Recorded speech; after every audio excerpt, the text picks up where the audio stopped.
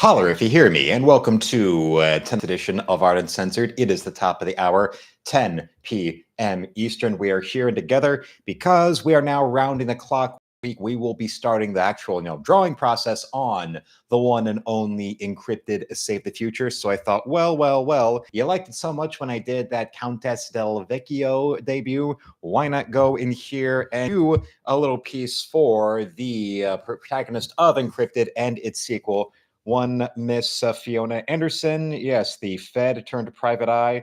Of course, there she is in her MILF porn businesswoman outfit with the unbuttoned top and her breasts exploding out of that. I've made a joke. I think I actually might wind up actually working into the story that her bra is actually made out of materials that were first harvested and discovered from the Roswell crash landing, and it's an FBI issue. Kevlar, well, I think, or maybe work at that. Oh no, Kevlar was invented because of what was discovered at the Roswell crash site and all that stuff. As a discovered by accident. Well, I know, yeah, Men in Black. That was the whole thing of how most of the how they fund everything because they're not a government body. Is that they own the patents on technology that they've confiscated from out-of-state visitors, as they call them, like microwaves and Velcro and liposuction. Although, remember, the Men in Black movies are a Sony production, so they also try to go and do product placement for, remember, Sony mini discs that didn't really take off? It's like, oh yeah, this will replace CDs someday. No, it didn't. 50, 60-year-old cowboy cheerleaders. Especially with one of the things I mentioned that has been a big source of information in the middle of getting encrypted, Save the Future in shape, which is the UFO magazine, UFO encyclopedia, including the original abduction case by let's see, the Hill couple. That was their known. They both had they're both their names that started with B, their first names, but yes, Barney and Betty Hill, I believe. There is a passage in there, and for them being, famous, world famous for being the first ever, abduction case, they have a page that's about maybe about a page that spills over of Barney and Betty Hill, this little mixed-race New England couple in 1961 who wound up driving along, and then a big bright light. Then the bright light came away, and they noticed 2 hours had passed, and it wound up getting reported in the local paper. That actually led to, it wound up, the case went to a Boston Globe writer who wound up printing it in the newspaper. Yeah, if you can trace that old Boston Globe story about them. And also, apparently, there was, after the death of the black husband in this mixed race couple, James Earl Jones contacted Mrs. Hill and wound up making a TV movie out of their story. A mixed race couple in New England in the early 60s that's out there in the public would have already been enough of a story, but then you add in, us being surviving an abduction and all that is also going to make it a little more interesting. And I hope that's not a piece of lost media and I'm able to track that down. The Barney and Betty Hill movie starring James Earl Jones, I think it was a TV production. It would certainly be interesting. I think he would like it too. But that's all to think about in the future. And well, yeah, I know that when it comes to characters, there's a matter of they have a certain wardrobe. With superheroes, yes, they have a specific kind of costume and they stick with that. Mostly, at least, I'm not going to say just American comics because as much as I love, bande dessinée, we made a whole big joke about that last night. Even there with recurring, bande dessinée, they tend to have a particular wardrobe. And remember, bande dessinée isn't, superheroes. Pretty much superheroes aren't really a thing in French comics. The reason why there's such a billion-dollar industry in France, where during the 2020, the year of COVID lockdowns, 1 in every 4th physical book that was bought in France was of a decades-long comic series in France called Asterisk and Obelisk, which even was made into a series of films over the years, including one where Monica Bellucci was Cleopatra with all of the prerequisite sexy little Egyptian fetish outfits for her to wear. So Google her as that. You hear when they had that French lotion, Bain de Soleil? Well, bande dessinée is just comic book in French, so it's just a similarity. And another one is a anthropomorphic animal detective comic called Black Sad that there's been video games of. I think I've seen it in stores, but I never read it. Where it's like a hard-boiled film noir kind of world with that Philip Marlowe, Mike Hammer kind of detective character, but he's a talking cat. And the whole thing is that it's done completely straightforward. It's that straightforward Dashiell Hammett kind of detective world. It's just people are talking cats. And it's been I saw that the other day with they're showing the CFL. They had their big championship, the Grey Cup. They went and won, and Paul Chato, well, him being Canadian, he talked about that on the Midnight Dead stream recently. Chris Maycock's in the chat. Hello to Chris Maycock. Everyone say hello to Chris Maycock. And one thing I will say, that Paul Chato, being Canadian, observing CFL, he knew what he was talking about there, unlike what they were saying during the stream this afternoon, where they were going on about the Jake Paul fight. They mentioned about oh, Rosie Perez, what was she doing there? What the hell? That was stupid. Of course, none of them knowing that the lady pretty much has an eidetic memory for boxing and even has her own boxing promotion. And I believe that if I remember right, the ladies that were fighting in the undercard of Tyson versus Paul were women that worked for her promotion, or like she's their manager. Did you call them out? Because Rosie Perez is I prefer to call them out right here on air. And remember, Midnight's Edge is one of those channels where, I've got, there they are, they're in the channel, people flow stay with them, have done nothing but prop up my channel. And I've got many newer followers coming in from Midnight's Edge. But, if we're all supposed to be, whether it's them or if it's the Nerdrotic crew or if it's Friday Night, the whole of Geeks and Gamers crowd, if they say something that's factually wrong, he's going to say something for the same people that blow a gasket over whether it's an idiot like Amanda Stenberg or some clickbait variety reporter at the red carpet saying some dumb shit. Well, if you're mocking Rosie Perez, not knowing that the lady pretty much is a boxing encyclopedia and also actually works on the business side of the sport, that just makes you do not know what you're talking about. 22 years ago, you know what she did? What? She tied Jim Lampley in knots about boxing knowledge. Jim Lampley, ABC's boxing analyst. Is this like an on-camera interview she did or I something? don't know if they got it. It's on YouTube. I watched it live. It's on Marvelous Sports. She tied him in knots. Jim Lampley was like, you know that? Oh, I didn't know that. You look like a fool. And exactly like that. So it's if anything, her coming and going off The View within a year already means okay. Well, then she's definitely not one of those types. If somebody actually knows something about anything, let alone the boxing world, to the point where that there was a dictionary I found that dates back, I think, from the 80s.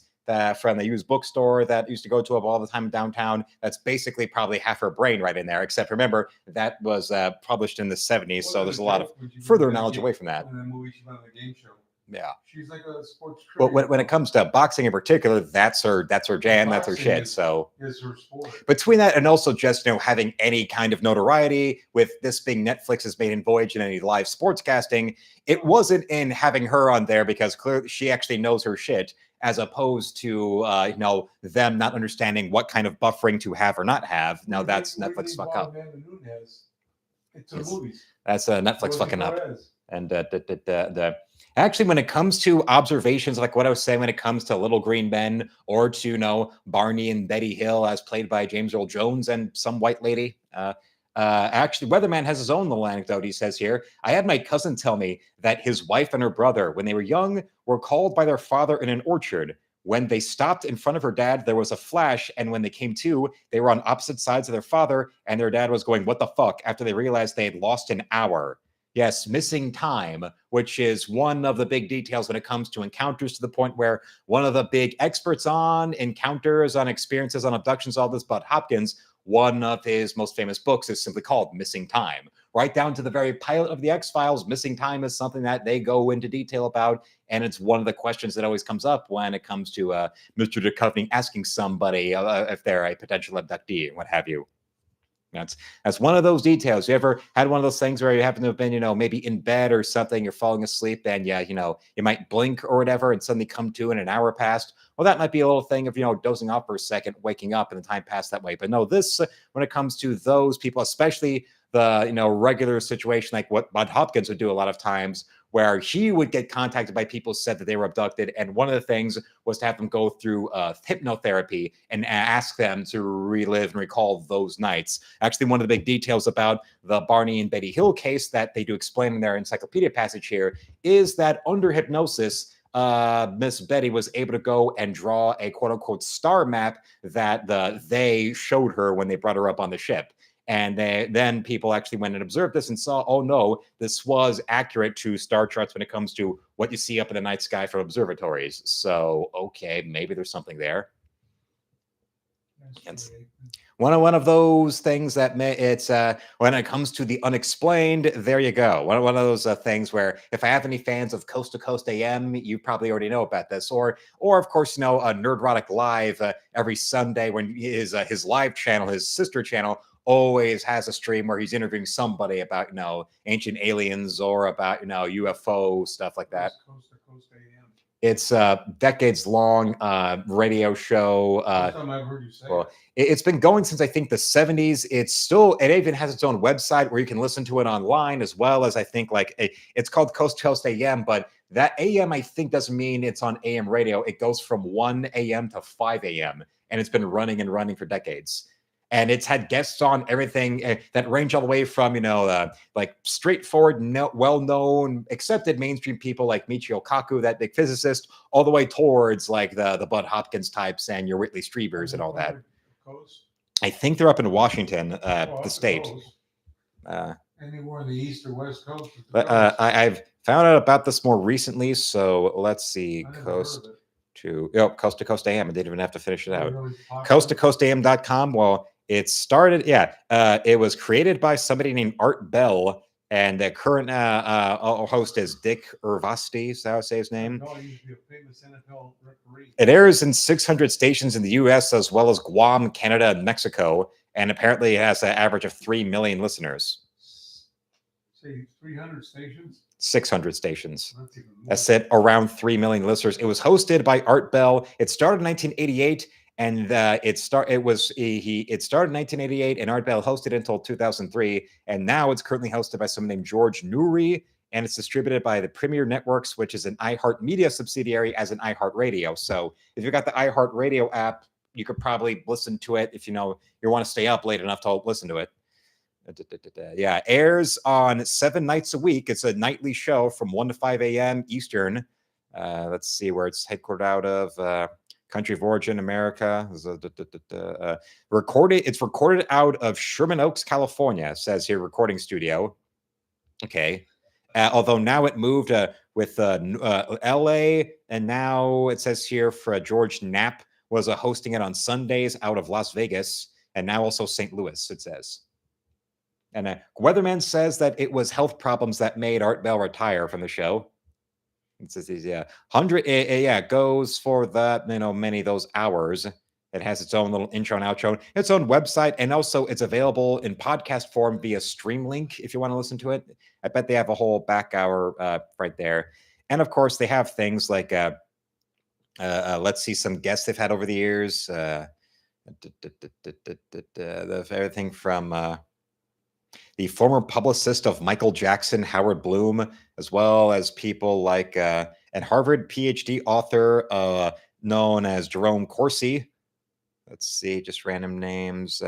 Stanton Friedman, a nuclear physicist who also was a ufologist who was specialized in the whole Roswell incident back in 1947. David Icke, and here's a succession of people you never thought you'd hear these 3 names at the same time. Actually, here's 4. Bob Lazar, Alex Jones, Michio Kaku, and David Icke all appearing on this show over the years, and as well as Mr. Lobo. Well, no, actually, I know Mr. Lobo. He's a sort of like Sven Gulli type of horror TV host who's had his own little Elvira Sven Gulli type of horror show. I think he's actually Hispanic, and I never heard of him until like a few years back when Cinemasker was doing Cinemasker rental reviews. They actually had Mr. Lobo appear in some episodes as like an in-joke where he's supposed to be the landlord of the video store that they're working at. Yeah, that one. Is that New Mexico? No, let's see. His series is called Cinema Insomnia. Okay, that's Eric Lobo's the guy's actual name, but Mr. Lobo is his stage name. And has been around since the 90s. And he has his own website, cinemainsomnia.com. All right, well, that's nice. And hello out there also to Grim. We've got Grim in the chat. And right here, right now, you see here, this trusty little pad right here has now what we've been doing is really doing the actual story outline to Encrypted Save the Future today. The other days, it was me just like jotting down concepts, but not in any real order. Now we're actually Now we've actually got the real beginning, middle, and end story outlined in here. or we're about to have it all done before we would then go on to each of the 24 pages being marked down page by page on index cards. And then from there, then we actually get to the drawing of this damn thing. And thanks to Nick, we will be the needed supplies for that will be coming. Thanks to Nick, Wednesday. Actually, today came the set of the Pigma, the full set of Pigma Micron pens from the thinnest to the thickest of their lines. He sent that came today, and the Bristol board needed for that, like the one I showed you for the first encrypted, that will be coming Wednesday. So that's nice. And this little guy, well, I dropped him, but my skull, we've been calling him Yorick. We've got Yorick, a friend to the show. I have my own little cast of characters. And this buddy right here, what do you think would be a good name for our little green man right here? Yeah, what would be his name? Well, Yorick easily came to mind with the skull, but... Stretch. So, considering the little green men. So I'm saying Stretch. And also, it's supposed to glow in the dark. But, unless we turn the lights off or whatever. Glowy's no good. Stretch. Glowy, yeah. Or... I was thinking, wait, remember that one? It was the one film that Simon Pegg was in. It was him and the fat guy from those Edgar Wright movies, but it wasn't an Edgar Wright directed thing. Paul, yes, where they come across a little Roswellian like him, and it's voiced by Seth Rogen. Or so he's a glowy. Yeah, well, yeah, but I don't think calling him glowy would work. What's the matter? Glowy Saldana. Or I think actually he's a little bit more curvaceous than Zoe Saldana, so that wouldn't work. Similar sized head, but the body's a little bit more curved. His head is most of his body weight. It's like, well, that's the standard, grays. They call them the grays, or the Roswell aliens look like. That's the same bulbous head with the little snout. So their weight is their head. Trying to think.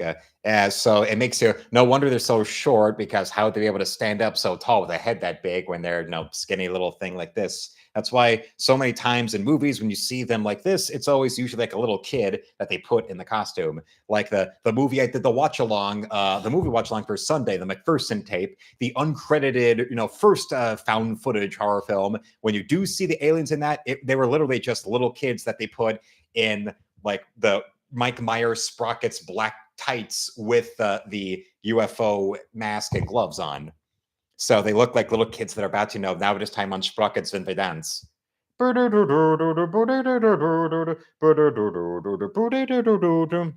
want to bring on the new guest to Sprockets. I met him while I was traveling across America, and I wanted to go and exfoliate myself at the sands of Roswell, New Mexico. And instead, I was abducted, stripped naked, and given an anal probe, and my teeth were drilled. And let's just say, once the aliens returned me to the front door of Bud Hopkins' home, I was as happy as a little girl. Luckily, they treated me well enough that they kept my phone number and returned. And now, as a new guest, we have a new friend right here, straight from Roswell, New Mexico, and also from the planet Delta Beta. Thank you, Dieter. You are welcome. Oh, yes, I like you. You are beautiful and angular. Your bulbous head and your probing of my rectum drives me to the point of insanity. There, I'm insane now.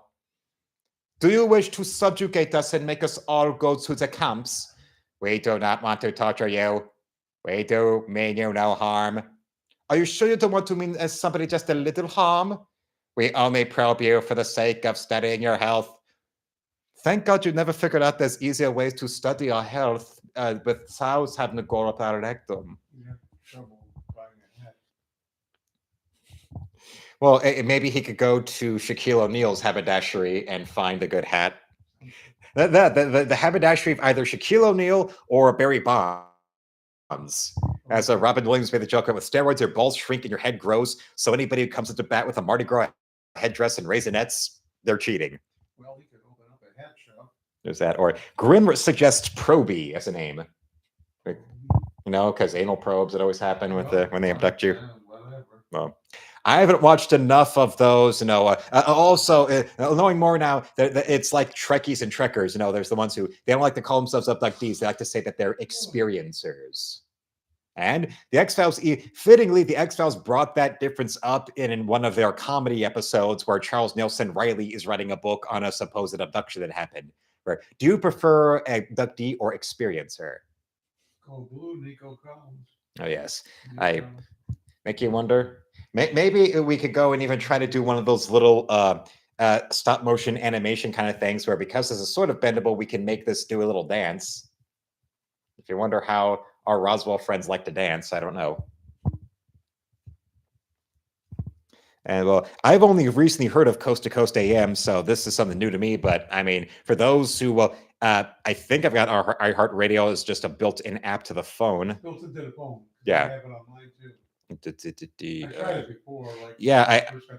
I think that's how we're able to like at least listen to Red Wings games that aren't nationally televised. I go on the NHL app. Oh. And they have radio broadcasts. Yes. You can pay for NHL TV broadcasts. Yeah, I know there's a difference there with because they know no one will pay for radio broadcasts. And also the whole thing with the only sports of the major sports teams in Detroit that don't have a thing where they're handcuffed to this local streaming service is the Lions. You can watch every Lions game. You know, you're living here, regular TV. They don't black it out and make you try to pay for this stupid streaming service called Bally's. Well, that's because of the NFL.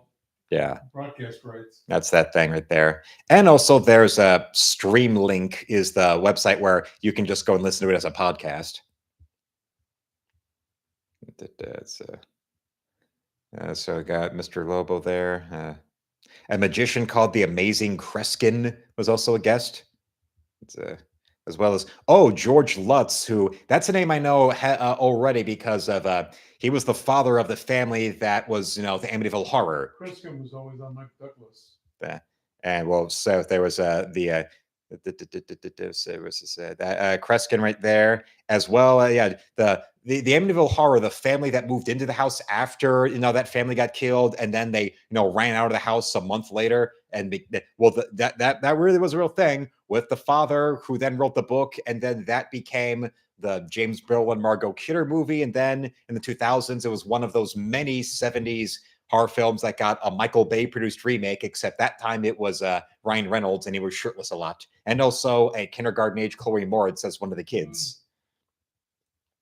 And yes, Weatherman, Lions for the Super Bowl. Hell, I saw Nerdrotic did an impromptu Nerdrotic Nooner on his channel today because I don't think as like a regular guest, he just flew out there just for fun to with the Critical Drinker out to Grand Rapids Comic-Con this past weekend. And when he was there, a bunch of the super chats were people saying, "Oh yeah, it was great to meet you at Grand Rapids," and also, "Come on, the Lions for the Super Bowl." And even he, who I don't think is an NFL guy, was like, "Oh yeah, the fucking the Lions deserve. It's like been 70 years or something since the last won a title. The city's seen so much shit. It'd be great for a story to see them go and win it all." Especially just how fucking how fucking annoying the NFL gets with deifying the Chiefs. And of course, well, the Cowboys playing right now and they're losing. No, that's Kreskin, the Amazing Kreskin. Well, there it says he's 89 years old. The Amazing Kreskin. Yeah, that's the guy. Look, this is actor, magician. Yes. And also, apparently his inspiration was the character, the comic strip hero, Mandrake the Magician. Yes, Mandrake the Magician, who also was created by the creator of The Phantom. That's if you probably know him from, if you're old enough to remember the Defenders of the Earth cartoon from the 80s, where it was like the comic strip heroes version of the Avengers, where it's the Phantom and the Phantom and Magic the Magician and Flash Gordon working together to fight against Ming the Merciless. Amazing Kreskin, look at his ethnic background. Okay, Montclair. That is quite weird. No, you see the ethnic background? That generation, they tended to stick to their own nationalities. They didn't really mix. Yes. And here's one. Former President Clinton advisor Dick Morris. Yes, Whitley Streiber, who was Streiber, he was the guy who was already a best-selling horror novelist and then got abducted and wrote a memoir about that. And the rest of his life's been all about either his own abduction experiences or about his own podcast, things like that of those other experiencers. And of course, his memoir became that Christopher Walken movie. Because if you want your story about being abducted to be taken seriously, you let it get made into a movie with the casting of Christopher Walken as you. What movie did he play that guy? It was called Communion. And actually, you can watch Community if you. I saw it around Halloween. It was available on a Peacock. With there's Christopher Walken, the ritual of the Streiber family. He was so well off as a best-selling author. Before his abduction case, he wrote the books that became the movies Wolfen and The Hunger. The Hunger, that vampire thing where Catherine Deneuve and Susan Sarandon are lezzing off while David Bowie is dying from aging so fast. And then they did so well with all that they had their own little cottage in like upstate New York that they went to every year for Christmas. And one year they went up there and suddenly there was bright lights and big noises. Then suddenly, little people like this came into their bedroom and took him away. I remember when I used to see Mike Douglas, and he'd always have the Amazing Kriskin on. Let's see. Multiple people that were ancient astronauts, practitioners or like believers. That whole thing started with that Chariots of the Gods book in the 70s, Eric von Daniken, who got enough press about it that he actually wound up getting interviewed in Playboy. And he's like the patron saint of the ancient astronauts theory. That Ancient Aliens show, and I would see some clips of it, had him on, but his German accent was so heavy it's hard to understand him when speaking English. But also that Giorgio Tsoukalos, who's the big crazy-haired guy who's like the main Ancient Aliens dude. He has that big, he's like one of the big guys that's always at that big UFO show, the convention they have in Vegas. Yeah, that guy. Of course, he's appeared on Coast to Coast AM, as well as UFO Phil, who was a claimed alien abductee, it says. He appeared in medias including The New Gong Show and UFO Phil, the movie. He also created the program's Friday night end theme, Listening to Coast. Well, okay. And Weatherman says actually he knows that the film's based on Streiber's pre-abduction novels, and how I hated that movie. Wolfen, the first one was good, but I'm biased against vampires. Well, okay. Wolfen was one of those. No, Wolfen, no. Wolfen was one of those early 80s werewolf movies. That's the big one of those I haven't seen. Because just at random, werewolves became a big thing in the 80s. You had The Howling and American Werewolf in London, and then Wolfen all within a few months of each other, within like a year of each other, but Wolfen I've still never seen. Wasn't The Hunger, that I know of, but I've never watched that one either. I just know it's Susan Sarandon, Catherine Deneuve, and David Bowie, and that eventually Sarandon and Deneuve start just completely lezzing off. And that it was Ridley Scott's kid brother, his first thing as a director. The one who jumped off the building, not off the bridge, not the one who died of cancer. You look at Ridley Scott, and here's a guy who's now in his 90s and still making like $200 million movies with the Gladiator sequel he's directing, just right like a year after he directed that huge Napoleon movie that I think is on Apple, if I'm remembering right. Yeah, the Joaquin Phoenix Napoleon movie.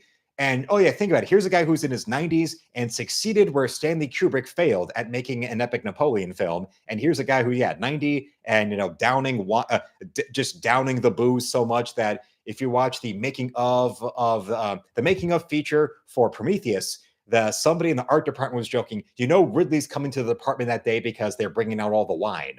So there he is guzzling all the booze and always with cigars, a guy into his early 90s. But then again, yeah, he's smoking and drinking and he's still 90 and he's still alive. But that's not what I'm talking about his health. I'm talking about, well, look at the guy's life of how even as his career was just taking off, he had just done Alien and was going to go and try to be the second guy to try and fail to make Dune into a film. And then as he's in there on Dune, his brother dies of cancer and he walks away from Dune. And it was there, and apparently it was his whole what he was going through mentally because of his brother's death from cancer. That's what led him to be interested in making Blade Runner, and then of course, decades later, his other brother, the little brother that they pretty much got into the industry together when Scott was going to art school, and he made like a little short film. It was just about his brother Tony on a bicycle, and then his brother goes like Ridley and becomes a big director in his own right. And then ups and jumps off a bridge, takes a short walk off a long bridge. So, yeah, you can forgive a man for one brother having a slow, painful death, and the other brother taking his own life. And there you are, 90 all alone, pounding the cigars and downing the wine like my mom or my grandmother. There'd be interesting. Except the difference would be, my grandmother, she'd be downing, the stuff you could get at the liquor store down the street from from his boyhood home, versus, him, Scott, being this big major film director who's all world well traveled. He can get all the finest wines from everywhere all over the world. But to her, to my grandmother, it would just be, "Whoa, whoa, whoa, whoa, whoa." Is that all you got? It's liquid. She'll drink it. There'd be. She never went and said, "Oh, I don't like the age of this wine." That was not her. Although, if she ever was taken out to dinner where they were asked to see the wine list, she would immediately say yes before the waiter could even finish saying it. She'd ask, "Can I drink the list? Can I get one of each?" It's like the joke that Rodney Dangerfield said about fat people back to school.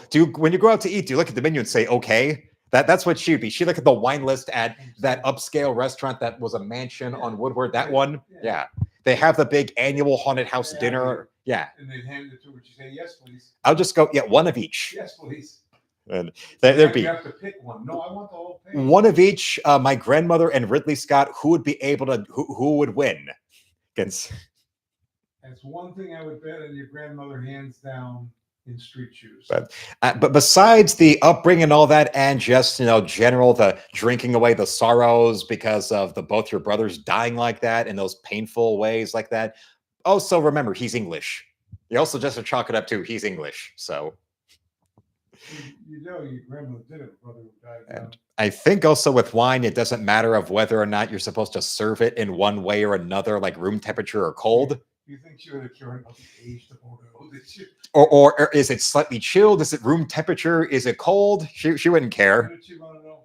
Is it in a bottle, bag, or box? I bet if she ever was a type where if you took her to England, she'd actually be with all four. The UK, they serve at room temperature because, hey, just keep it in the freezer, just waste time. I could be drinking that instead of waiting it to get cold. Going to France. Yes, please. Here's one. Let's see. Weatherman says the first one was good, but the others just turn into TNA gore fest. Weatherman's referring to Wolfen. I've never seen Wolfen, so I wouldn't know. Who started it? Wolfen, I only know of the movie. I don't know who started it. I think Tom Cruise. Oh, well, there's The Howling. Well, The Howling, I did see that one, and of course, Howling 2 is one of those so bad it's good types. If only for you have Reb Brown and Christopher Lee together at last, but also Sybil Danning as the villain. Yes. And the hilarious ending credits where the one topless shot of Sybil Danning where she rips her top open, the end credits of the movie are edited to the point where they have her ripping her top off 18 times in the credits. And the closing credits are edited in a way where it looks like it's everybody else in the cast with out of context reaction shots, but it's edited to look like they're reacting to Sybil Danning ripping her tits out of her top. You actually counted 18? Yes. Then even Roger Ebert in his review of Howling 2 when it came out even made fun of that in his review to try to keep people interested in seeing the entire film. The filmmakers edit the closing credits to repeat Sybil Danning's one topless scene in the film 18 times. It's the same scene? It's the same shot even. Sybil Danning, for whatever reason, when doing Howling 2, agreed to do one nude scene. And even then, it's only one scene of some of her werewolf followers are doing it, and she yanks the titties out one time for an actress who was so prolific with her nudity that supposedly when she was the villainess in the Lou Ferrigno Hercules movie, she was trying to actually go to the director and rewriting the film to have nude scenes with her, and apparently they said no. I mean, it reminds me of like the observation of what happened where Scarlett Johansson wanted to go topless in Michael Bay's The Island, and Michael Bay talked her down from it. The same actress who now, since her Marvel contract ended, has been bitching about being so sexualized when she was younger and being treated like a piece of ass. Two-faced liar. Something like that. Sybil Danning, the actress who is so prolific in her nudity that her Wikipedia page has a nude photo the last time I saw it. Look, it should. Let's see if it still does. Also, it credits her as being Austrian American. Well, she was born in Wels, Austria, so although she speaks completely with an American accent, so maybe her family came to America when she was really young, so that's why she sounds like she could be from Scottsdale or something. Let's see, all right, just The Red Queen kills 7 times. There's a photo of her, but it's just a headshot.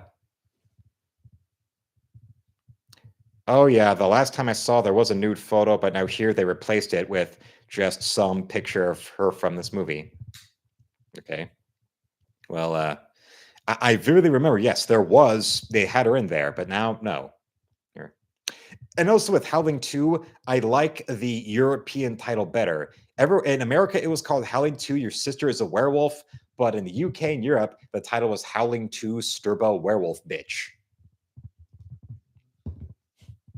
Yes, remember, that was the title in the UK. Yes. When you think about the UK and how they are with people like Mary Whitehouse and censorship in these days and all that stuff, they're the country that had a Sybil Danning titty movie called Werewolf Bitch. And this is the same actress who played a Nazi dominatrix, to the point where at convention appearances she's made, you can find contemporary photos of Sybil Danning in full slutty Nazi uniform at conventions. Yes.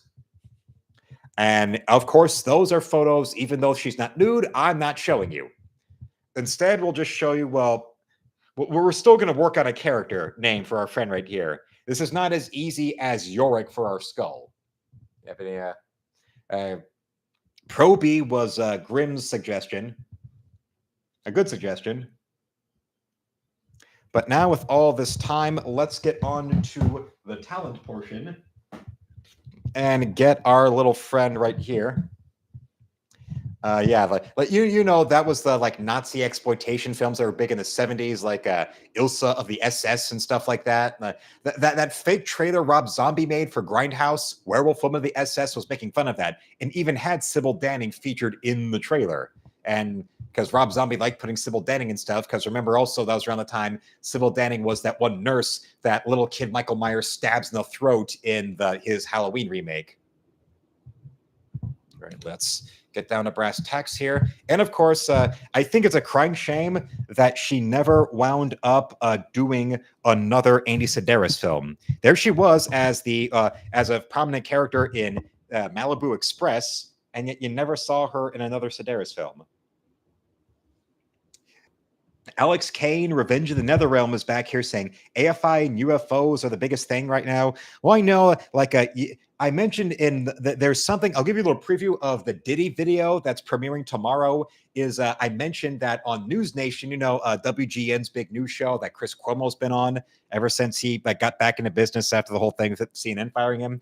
He appeared on a segment of News Nation talking about how Hollywood always likes to talk about all these things, but this is something that the Diddy scandal is something suspiciously a lot of people are not really talking about in the public. Because they're probably so many people have been to these parties of his, whether it was the annual white parties or all these other things, that they're probably really afraid about what they can be incriminated as having taken a part of. And this is Harvey Levin, who's not exactly, an outsider yelling about Hollywood into a webcam from, his video game room in Florida.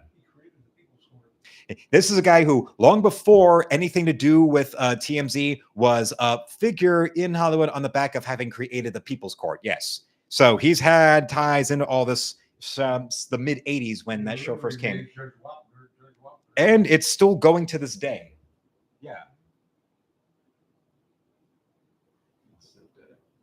Let's go in. Let's start basically when it comes to the Encrypted and its sequel are both going to be black and white. Even the covers, I'm thinking, of making them black and white for the sake of just a 24-page comic with black and white interior and exterior. It's a much simpler thing when it comes towards the resources of getting them printed and getting them shipped to people. So I'm thinking maybe it would just be easier to do it that way. And also now I'm thinking about it, I remember like around 2018 or so, I think it may have been part of the big pile of artwork. Oh, crap. I did her face. Shit. I meant to do her hair, but now I wound up accidentally coloring her face. So, okay, how are we going to... We're going to have to work around that somehow. Either that or she's a Simpsons character. All right, well, here's the big debut of the protagonist of my most recent and upcoming comic, and I already made a fuck up by completely, yellowing her face. Yes. All right, we'll have to work around that somehow.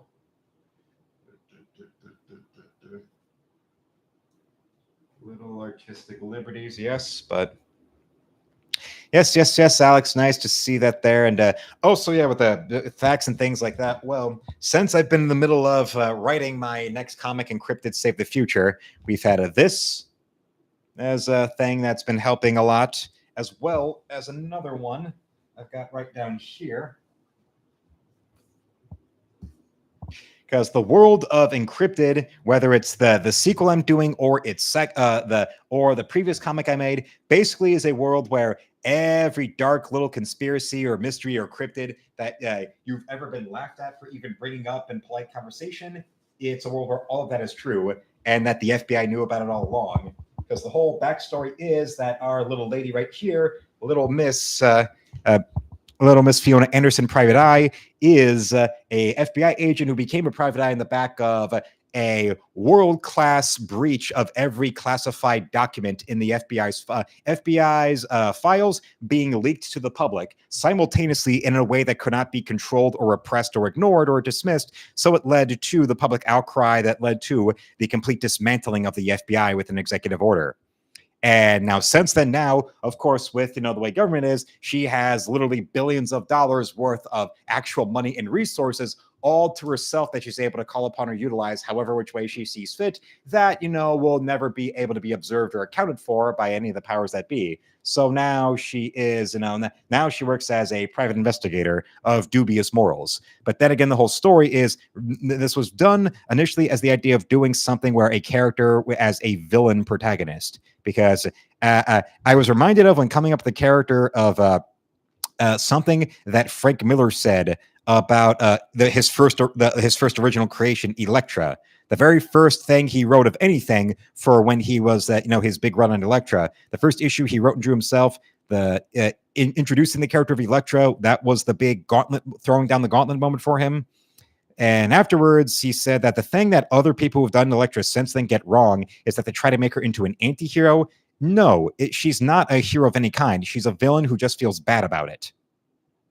And if anything, there are other, more in tune kind of people who will say, much more accurately, that really Elektra was like the prototype for all of the big bad girl comic book characters that became big in the 90s. Like Billy Tucci's She, or Brian Pulido's Lady Death, or even Rob Liefeld got on that with like Glory and Goddessy and Hope. I think Glory, that was the one that was like Mike Deodato Jr.'s first big work in America, and eventually I'm not quite sure on the chronology. I think it was either Deodato Jr. first got big in America doing Wonder Woman, and then from there, Rob Liefeld opened up his big ass checkbook and hired Deodato away from DC to go and be his artist on Glory. Then from there, he wound up working with Dark Horse as the artist on their Xena comic. And from there, since then, he's been mostly doing Marvel work.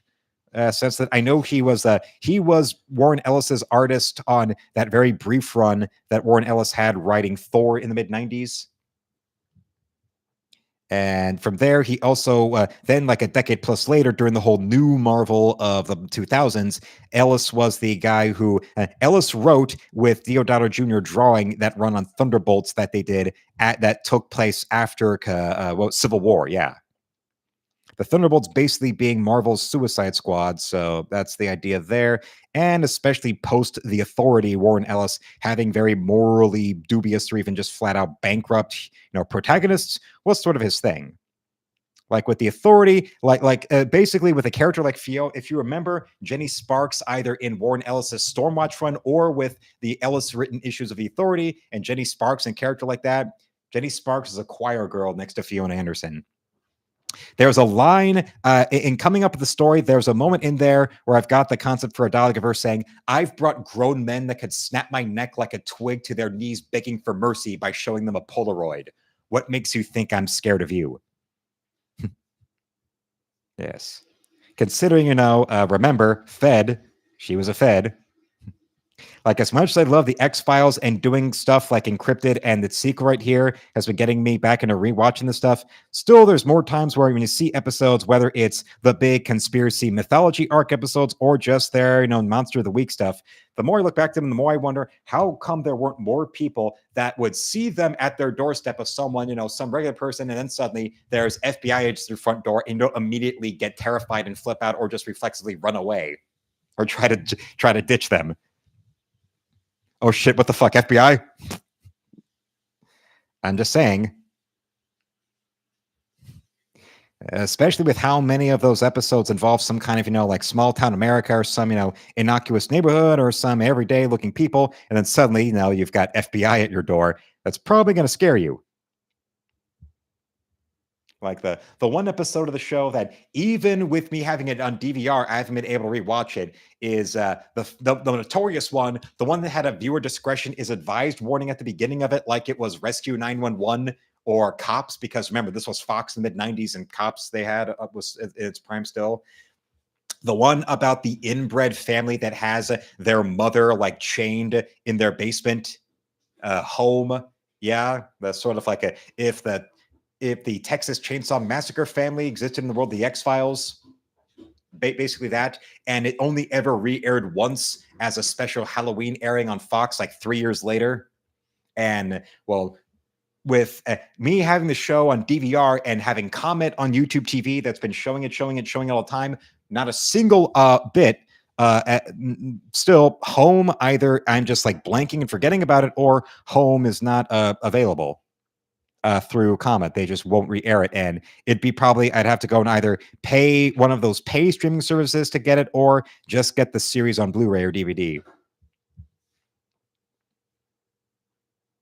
Like, and now it's a lot easier with physical media, with streaming and all that. They've now made physical media much more like compact. Like with if you remember back in the 2000s when Warner Brothers was putting out the DVDs for all their like live action and cartoon DC comic stuff, from Batman the Animated Series and all of that, and Justice League, they all came in those big, cumbersome, like multi-volume DVD sets where it'd be like $75 for like a set, a volume. Now it's like maybe for 35 or 40, they'll have the whole series on one nice compact, Blu-ray or DVD package right there. Very, very cool. And similar with the X-Files, where they'll have the whole original 9-season run, plus even including the 2-season revival on there, although I never got past watching the pilot for the revival but what's funny about it is, you remember across the seasons of the revival, it revolves around a pre-arranged global pandemic happening for the sake of population control, and that this planned global pandemic gets thwarted, and the information about this pandemic gets released to the public by a transparent Alex Jones parody played by Joel McHale. And I'd like to remind you that, yes, this global pandemic, this preordained global pandemic plot was written and produced and aired between 2016 and 2018. Okay, I'll leave you to make of that what you will. Fairly interesting. I don't know if that guy ever appeared on the show, but, well, they probably would have been too, like, well-known. Like, before the show started going downhill after the movie, most guest appearances of better known actors on the X-Files were usually played for laughs. Like the episode I mentioned with Charles Nelson Riley and Alex Trebek and Jesse Ventura. No, Mike Tyson doesn't know his daddy. Well, maybe he does now. I think the ages wouldn't add up. Or be grandfather. Let's see.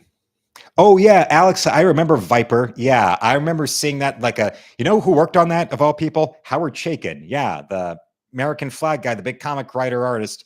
I mentioned after he became big in comics, like really became an A-lister with the American Flag. It was like then in the late 80s, he walked away from mainstream comics, and then mostly for the 90s did like comics on the side while moving out to LA and becoming a story editor and TV writer.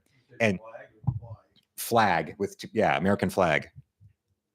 And what happened was that the creators of the Flash, the 90s Flash TV show, they were big comic book guys, because when Paul DeMeo and Danny Bilson were creating the Flash at I think CBS, they tracked down and personally hired Howard Chaykin to be a writer and story editor on the show. And this was done. Remember, the show, it had its one season leading up to when the Rocketeer movie came out, which, remember, they wrote. Yeah. Talk about they got their break in Hollywood writing the cheap as hell but creative with a low budget Trancers, and from there they go from a Charles Band production like Trancers to getting to develop a big network post Batman superhero show, as well as write a anticipated big franchise for Disney that then wound up falling through. But because of how the Rocketeer did such terrible box office, where it opened number 4, all the money, all the hype around it. Remember, they already had metric. If you were old enough to remember the Rocketeer movie, they had metric tons of merchandise. Jennifer Connelly and Billy Campbell both were ready to do sequels, and then opens number 4 at the box office. Sequels are canceled. It was supposed to be Disney's answer to both Indiana Jones and to Batman, it being based on a comic book, and also the vintage World War II setting. Clearly, they were trying to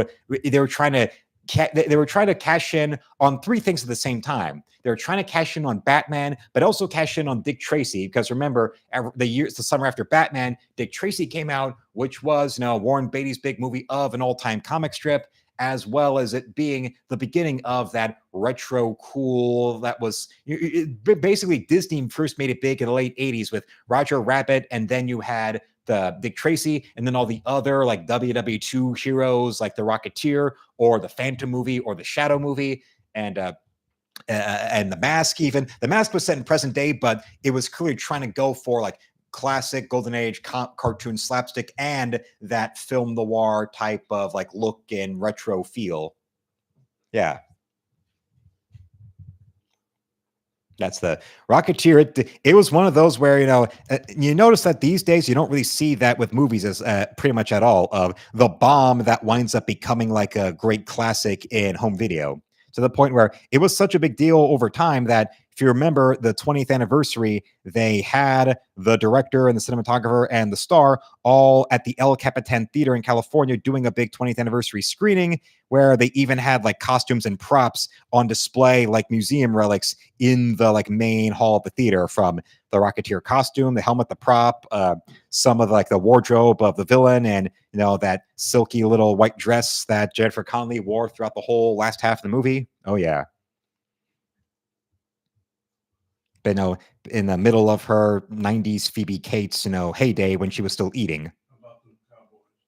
That's what's funny. Those who are really big fans of the Rocketeer, and not just the movie, but also the Dave Stevens comic books from the 80s, like I have the big slipcase Rocketeer Complete Adventures. You'll know Dave Stevens' big things as an artist was he was one of the greatest pinup artists that's ever lived, and also his love of that 30s and 40s era of things. Like other artwork outside of creating the Rocketeer, like, other work for hire he would do. He loved that vintage Hollywood cool. But something else also about it with that vintage Hollywood cool and the titties and all that, all those things, he was great, but also a lot slower. That's why the definitive run of Rocketeer comics across a decade or more is only 8 issues. And even then, there's only really like 4 of them that are actually like full comic book issues. The Rocketeer started out as 2 8-page backup features in a little black and white self-published thing called Star Slayer. And the backup features were actually getting more traction and more positive letter responses from readers than the actual main comic book they were appearing in. So then from there, they did like an anthology where they had like a couple extra chapters in there in another anthology. Then they had like a full issue just of the Rocketeer. And then after that, they did the one like full issue series where it was the Cliff's New York Adventure, which was an actual 3 issue, each issue being a full issue of just the Rocketeer. And even then, what happened was that the publisher wound up going bankrupt before issue 3 could ever be published. So it languished in like some legal hellhole, and it didn't actually get published finally until years after the movie came out and bombed. And thank God so far that, destined to be a miserable piece of crap reboot that they were planning to do didn't go through. Yeah, I remember about that a few years ago, about there's supposed to be some inbound Rocketeer reboot, and well, thank God that's been stalling. Thank the Lord right there. And if you know the comic books, you also know one of the few major detailed changes from the comic books to the movies is that, well, the origin of the Rocket Pack was actually the work of the work of the Rocketeer is a world where what I said with the world of Encrypted is that all the darkest conspiracies in the world are true. with the conceit of the Rocketeer is that all of those classic 1930s pulp fiction and movie serial adventure characters all exist in the same world, because because of copyright details, their names are not mentioned out loud, but in the world of the Rocketeer, he butts heads with the Shadow and with Doc Savage and the Spider and all that, because the rocket pack in the comic books is the invention of Doc Savage, and it's his fabulous five, his 5 assistants that are trying to track it down. And one of the most famous pages of the Rocketeer comic books is the 2 of the fabulous 5 of Doc Savage, who are always like butting heads, and their love-hate relationship is a transparent prototype for what was the Human Torch and the Thing relationship in the Fantastic Four comics. They storm in on where they think the rocket is, and instead all they find is the Rocketeer's girlfriend naked, getting her picture taken by the photographer she works for as one of his nude models, where she's shocked and terrified and has like a little blanket over her breasts and nothing else but hooker heels. Because yes, the 2 major detailed differences of the Rocketeer comics to the movie is the rocket pack is not the work of Nazis that got stolen the rocket pack is the work of Howard Hughes that is getting stolen by the Nazis who want to reverse engineer it so they can take over the world with rocket men with Third Reich rocket pack soldiers. It was the work of Doc Savage that got stolen by the mafia. And the other big detail is the Rocketeer's love interest is transparently just Betty Page. And it was the work of Dave Stevens putting Betty Page in his comic, along with the work of the living legend pinup artist Olivia de Berardini, that pretty much resurrected the popularity of Betty Page in the 80s, between Olivia painting her all the time and Dave Stevens painting her all the time, as well as working her into the Rocketeer as love interest. To the point where I remember reading in the last interview he did before he died that he actually was able to track down Betty Page through her brother in order to send her a check for as a compensation for her likeness. He had to go through all these channels to track her down. Eventually, he was able to track her down to where she had been living and hiding out since she walked away from modeling in the 50s. And he really was instrumental in getting her overdue unpaid royalties from the Irving Klaw and his sister that were the photographers she worked with the most in her time. And they had all kinds of things that they had not been paying her for over the years that they should have. And if you know anything about Betty Page, it was pretty much from the whole pop culture icon status that came in, late in life in the 80s, thanks to Dave Stevens with the Rocketeer and with Olivia de Berardini in her work as a painter. If I'm saying her last name correctly. I mean, I hope so. But what's funny about the Rocketeer movie is, of course, the combination of having Betty Page in your big Disney produced superhero movie that's trying to compete with Batman and Dick Tracy and Indiana Jones at the same time. I understand, between the associations not being Disney friendly and also the name, image, and likeness. But then what do they do to make it more family friendly? They, instead of having Betty Page as the girlfriend or having an actress play Betty Page, they have hotspot era Jennifer Connelly and introduce her in a close-up shot where she is slipping on her stockings before she goes on her date with her boyfriend. And supposed to be doing Betty Page. Well, no, in the movie, no, the big difference, the 2 big differences is that instead of it being Betty Page, the Rocketeer comic books, the girlfriend of the Rocketeer is transparently just Betty Page. But in the movie, Disney changed it to, she's just an actress. So they don't have to pay her. Well, yeah, it's a combination of, the front thing you would think, it's a combination of Disney not wanting their corporate image, connected to a nude model like that. Because by the time... Yeah, the early 90s, but by the early 90s when the movie was actually made, Betty Page had already made her big pop culture comeback because of all that, especially with Playboy printing so much of Olivia's painting work, along with Dave Stevens' independent work doing paintings of Page and putting her in the Rocketeer comic, that she already was back in the pop culture zeitgeist. But yeah, not wanting the world's most famous nude model connected with our Disney movie, but also, Betty Page's name, image, and likeness. We don't want to have to pay her, and we don't want her reputation with our Disney movie. And how do they do to dance around that? By getting hotspot era Jennifer Connelly and really dressing her up in all of the just one step short of Betty Page with that 30s, 40s Hollywood sex glamour. to the point where the famous scene where Timothy Dalton is taking her out to dinner and she's in a perfectly capturing the look of golden age Hollywood glamour in that tight little dress, where W.C. Fields goes up to her and says, "Oh, I'm doubly charmed," with the camera panning down to her jugs. And I've got the Blu-ray to prove it in my room. Yes, that's what's so funny. Just Google image search Jennifer Connelly, the Rocketeer, and you'll see what I mean. Like, when it comes to, of all the blatantly, she is obviously blowing the right people to get these kind of roles she's miscast for, that of Emma Stone, not just all the Oscar bait she's been getting and actually winning Oscars for, where they keep on having her do a god English accent, and we're supposed to just sit there and believe that she's actually an actress. But another one was around like 2012 or so. There was that like that film noir throwback that she was supposed to be the femme fatale in Gangster Squad, and there, her as that sort of slinky femme fatale type in that film noir style is as laughably miscast as her in that any of these Oscar bait pieces of Oscar bait or Disney revisionist history where she's supposed to have an English accent and we're supposed to just cheer for her. And then compare that to Jennifer Connelly, half her filmography in the 90s, where the thing the Rocketeer did for her career was, well, yes, any role where she wasn't cast in to do nude scenes was her to be cast in to do nude scenes or just look hot, but not do nude, but not get topless, like, say, Career Opportunities, where the whole movie was marketed around her cleavage. And all anybody remembers from the movie is her in that tight little tank top on that rocking horse, while the bra she's wearing is audibly praying for death. The bra, the skin tight bra she's wearing under her tight little white tank top in Career Opportunities is as one step short of bursting as a one size too small shirt on Movie Bob.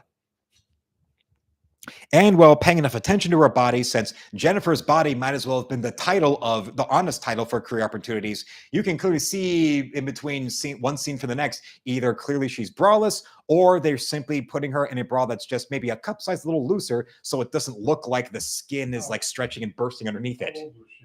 And well, that time she would have like only barely been 20 or 21. Because like the Rocketeer, she was like barely legal drinking age. Jennifer Connelly, although she had already been doing lingerie and topless scenes for a couple years by that point. Well, I will point you to a very wacky comedy that she was in right when she just turned 18. And of course, there is a scene of her in nothing but a brown panties and another scene where she's in nothing but a big, thick, heavy sweater. And clearly she's nude underneath that Christmas sweater called Some Girls. She's past 50. I think 50. She have to be like maybe her birthday's into December, so she's about to turn 54. Like December 12th. It's my brother's birthday. Yes, it's easy to remember her birthday because my uncle who fought in Vietnam. That's no. My uncle who was the lazy-eyed uncle who beat his wife and was a drunk. Yeah, his birthday is the same birthday as Jennifer Connelly. Miniature version of your grandfather. Just smaller. Yes. Okay. There's a couple films where I thought, well, why didn't that use the more honest title of Jennifer's Body? And pretty much half of Jennifer Connelly's filmography in the 90s and in the late 80s, like I said, that movie she did Some Girls, where clearly you can tell she just turned 18, and that's when her agents and publicists who have been chopping at the bit to give her those offers, now we're going to put her in roles where either she's strutting around in her bra and panties or she's in a tight little sweater and nothing else. Yeah. My brother turned 10 when she was born. Think about that for a little second. And guess what? I mentioned the first film where she showed her tits, the nude scene. That's one of the all-time Hall of Fame bits of nudity at MrSkin.com, the hotspot. Dennis Hopper directed it and explicitly said he cast her for her role to show her tits in the hotspot because of seeing her in Some Girls, where she's, in her bra and panties in one scene, and in another scene she's in nothing but a sweater. And clearly nude underneath it. What did you say? What movie? The other show? No, you're talking about her. I was saying the hot spot where she first did nudity, and she did what? And I was saying, she did nudity in that because director Dennis Hopper saw her in that movie Some Girls, where she was just turned 18, and there she is in her underwear, or in one scene where she's naked under a little Christmas sweater. And that one she don't see her naked in that movie. You see her topless in the hotspot. That's a difference there. Peter Bergman's Next Door Neighbor had the bumper sticker. What did it say? What? Show us your tits? Yes. No, show me your tits. Oh. And the other one on the other side said great ass. Well, remember, she's half Jewish, so, well. Half Jewish means showing her tits? You know, pancake butt mostly is Jewish women. They got big tits and big like tits. Well, yeah, the name might make you think she's Black Irish, but then also see, oh yeah, Jewish mother, and you can tell in those jugs that would be the most heaving heavenly Hebrew honey melons, at least until Kat Dennings came along. And you know who has them? Also having a Jewish. Speaking of more contemporary, brunette Hollywood honey who likes to show them off, Alexandra Daddario. I don't think she's Jewish though. That's an Italian. Yeah, and is that her birth name? Yes, as far as I know. Well, then that Daddario's. They used to be Diadora. They used to be a Italian. Although I do know that, like Connolly, she also is like a lifelong New Yorker. That's why I've been saying I'm grateful for Alexandra Daddario being the rare New Yorker actress who likes to show them off that didn't starve away her curves after turning 30. Unlike Jennifer Connelly, who went from being the 90s Phoebe Cates, where half her filmography in the 90s was topless or in lingerie, and the other half was doing Golden Age Hollywood cosplay, where she also would get topless. Like the train of thought I had was the big thing of her typecasting for the rest of the 90s, besides nude scenes that the Rocketeer started, was throwback Golden Age Hollywood, vintage sex appeal, which she is one of those few actresses since the 90s who was convincing. What? First thing it says, Alexandra Daddario pregnant. That's the first thing it pops Well, up. she just had her first child. She's 38. Yeah, and just had her first kid. So congratulations.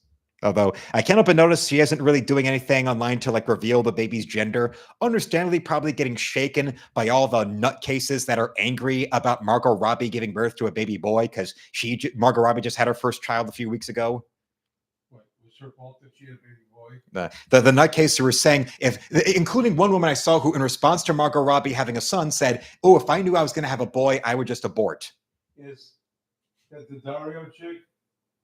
It says she did a series called Percy Jackson. Oh. Yeah, it was one of those movie series based on young adult books that was trying to be the next Harry Potter. I did see it in Hall Pass. That was her first big thing, was those Percy Jackson movies, because I saw before then, when she was a teenager, the first big thing she got was on All My Children, alongside speaking of huge natural tits, Amanda Seyfried, the dumb blonde from Mean Girls. Yeah. And also Michael B. Jordan was on the show with them as the token black kid. Her mother was a lawyer. Her father was a lawyer. Her father was a prosecutor. So there you go. Yes, and she's 100% Italian. And Alex says that you can tell that Daddario is clearly Italian. Well, considering that it would be easy to compare her to Jennifer Connelly between her legendary nudity as well as the brunette with those great jugs. But a difference though is that even in her younger years, I mentioned about it, you can tell the Hebrew.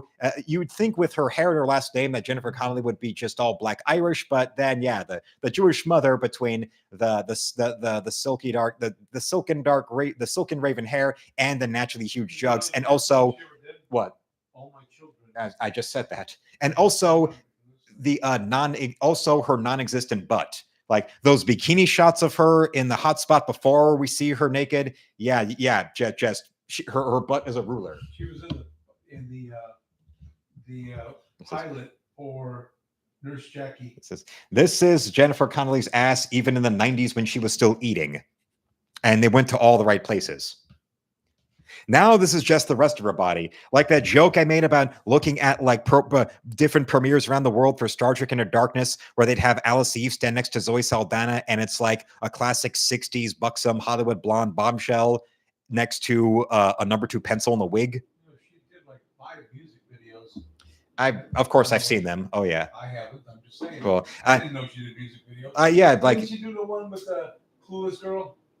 Jennifer Connelly, maybe? A strip club? No. I do remember, actually, yeah, there was a music video Jennifer Connelly did, even when she was still just a little kid, a Duran Duran video. It's blink and you'll miss it. She's you'll see her in Duran Duran's Union of the Snake. That's the video that she was in at the height, when Duran Duran was at their peak.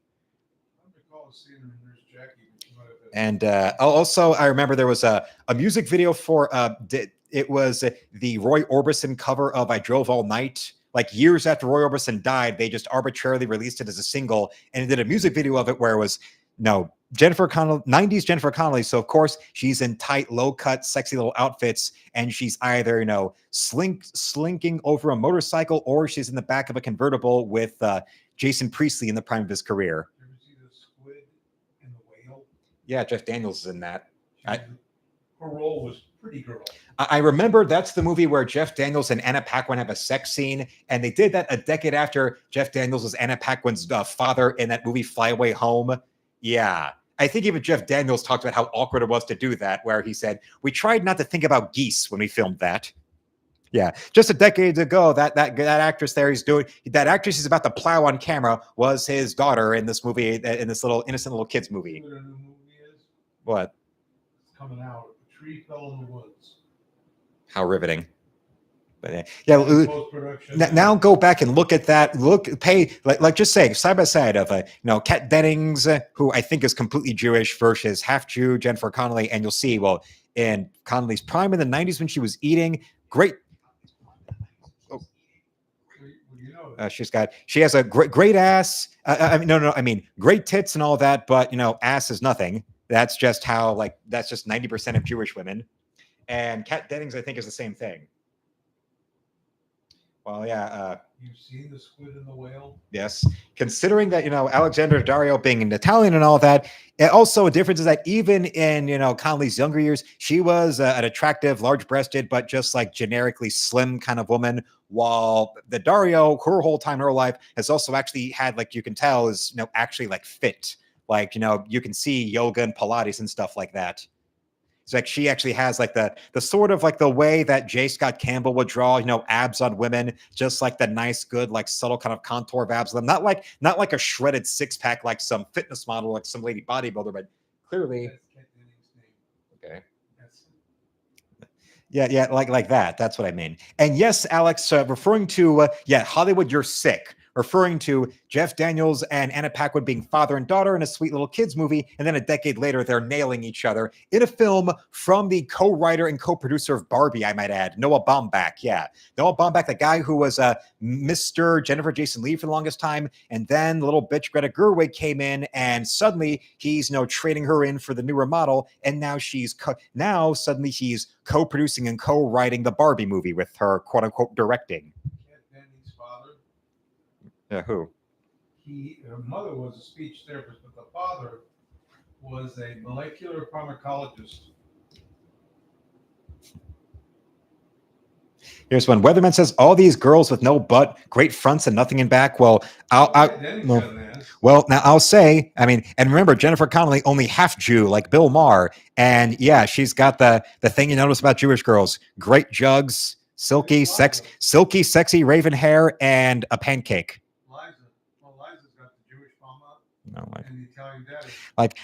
Another thing about my Diddy video tomorrow is I mentioned about maybe even David Duchovny might be on the Diddy tapes, because I remind you that when Jennifer Lopez was so desperate for people to look at parts of her besides her ass, that she went on stage at the Grammys in that very, very low cut green dress. And she was on stage, remember, on stage with David Duchovny, and he famously joked, "This is the one time in my life I know no one is looking at me." I also joke, well, him being the self-professed sex addict, that's an excuse for being caught cheating on his wife. I bet you he probably, best case scenario, he took one good look at J-Lo when he was on stage with her, then sprinted off stage, started speeding through LA to get back to his home, and got his wife on the phone saying, "Honey, bedroom, now." You know what she would say on talk shows after she got embarrassed about him cheating? What? She said, "But I'm a sex addict. Why in the hell does he need somebody else? I want it all the time. I want info." As I said, yes. What does it say about David Duchovny when Mr. Duchovny, you marry the hooker from Bad Boys, and she's the faithful one? You marry the chick who's got Italian horror. Yeah, like and also just more think about Bad Boys. How, in retrospect, how strange a success and a long-running franchise that was, considering you had an action movie from that had a first-time director whose biggest thing he was known for was doing the Aaron Burr Got Milk commercial and music videos for Meatloaf, starring 2 black sitcom stars and some lady who had never been in like a major film before, except for I think like as an extra in A League of Their Own. She doesn't even have any lines, if I remember correctly. But there, suddenly you go there, you have an action movie starring 2 sitcom stars, and it becomes a decade-spanning action franchise that launched the career of the biggest, most bankable action director of the last 30 years. Like, I mean, I don't know how many of you out there have ever, gotten busy with a Jewish lady, but I wonder if that, the Hebrew half of Connolly is why maybe, for in the 90s, you'll notice that when it comes to like retrospective, like if it's interviews or whatever that would bring up her filmography in the 90s, either being going topless or doing, Vivian Leigh cosplay, like The Rocketeer, and then also that that noir throwback she was in where she gets mounted in the opening credits by John Malkovich while her gay friend videotapes it, or Dark City, which that's more like retro noir, but it's not explicitly supposed to be set back in the old Hollywood days. It just looks like that. Did she have her pussy as the Hebrew Hammer? No, the Hebrew Hammer would more refer to say, what a or her daddy was Italian. She was no. The daddy was Irish, Connolly, Irish, black. Oh, I'm talking about the other chick. Oh no, Alexandra Dario. Well, that's Italian. Super. I can imagine if she was born in the land of her ancestors, she still would have been very great fodder for either modeling or acting, or both. Like Monica Bellucci, who one of those few. I mean, if you're gonna go in the scope of it, of big glamour runway models that wind up successfully going into acting. Not that many. Like the one other I can think of who was like, and by that I mean like I know there were plenty like Cameron Diaz or whatever, or even Jennifer Connelly as like a little kid who was like modeling and then crossed over to acting. But I mean those who became like a big name as a model that then became an actress and did it successfully. You pretty much have Rebecca Romijn and Monica Bellucci. Cameron Diaz did genre, like you look. Well, that was like that was a secret thing she did. But most of like Cameron Diaz as like a teenager in her early 20s did like 17 magazine and like a Coke commercial and some other stuff. I remember there was this the Regal Cinemas used to have these like photo booths that had like a teenage Cameron Diaz like plastered a photo of her on the sides of them, because clearly this was some modeling thing she did like when they had these movie theater themed photo booths, and they just kept on using it because they signed a release.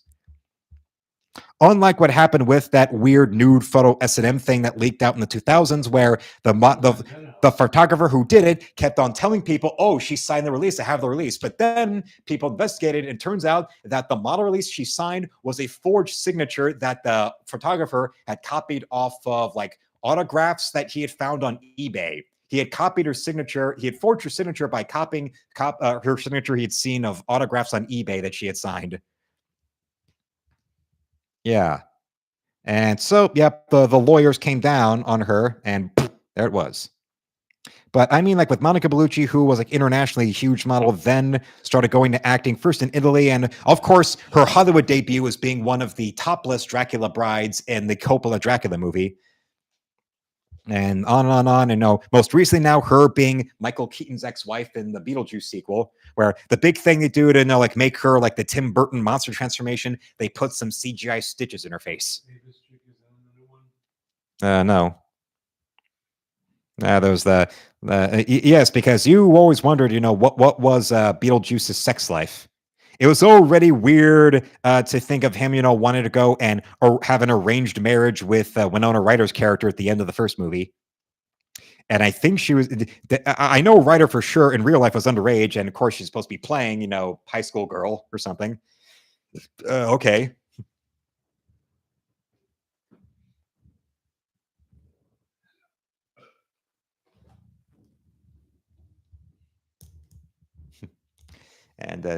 Well, also another thing about the Dario is, of course, besides just they actually like legitimately like fit, healthy body, where clearly she takes her Pilates and maybe some weight training seriously, but also those eyes of hers that look like they naturally glow blue. Like another thing I hate about the newer Denis Villeneuve Dune movie, you have an actress like her whose eyes naturally glow blue like she's one of the Fremen from Frank Herbert's masterpiece, and you don't cast her in the movie as one of the Fremen. Instead, you get the boring as fuck, sentient diversity hire of Zendaya.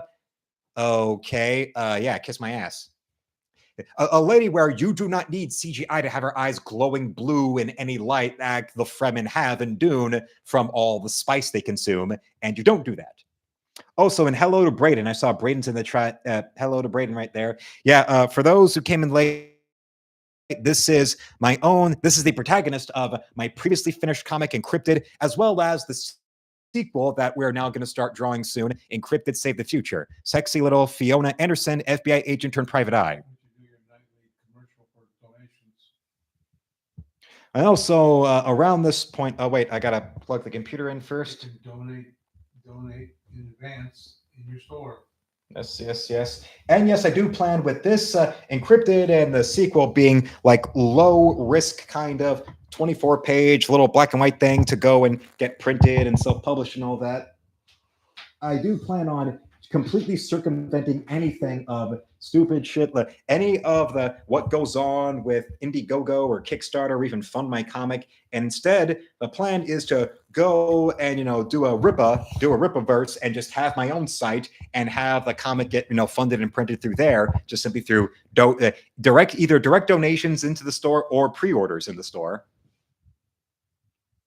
And yes, Weatherman, well, I'll tell you this. What does it say about if you think that Sydney Sweeney, the blonde modern incarnation of 90s Jennifer Connelly, isn't correct in saying that women do not empower and look out for other women in Hollywood? It's pure bullshit. When you see that, just take a good look at her bringing up how her career and the stardom she has is all grassroots and having been acting since she was a little girl. Like I saw I think it was through some podcast about how one of her earliest acting gigs when she was still like a little kid was as the childhood version of the cheerleader girl from Heroes.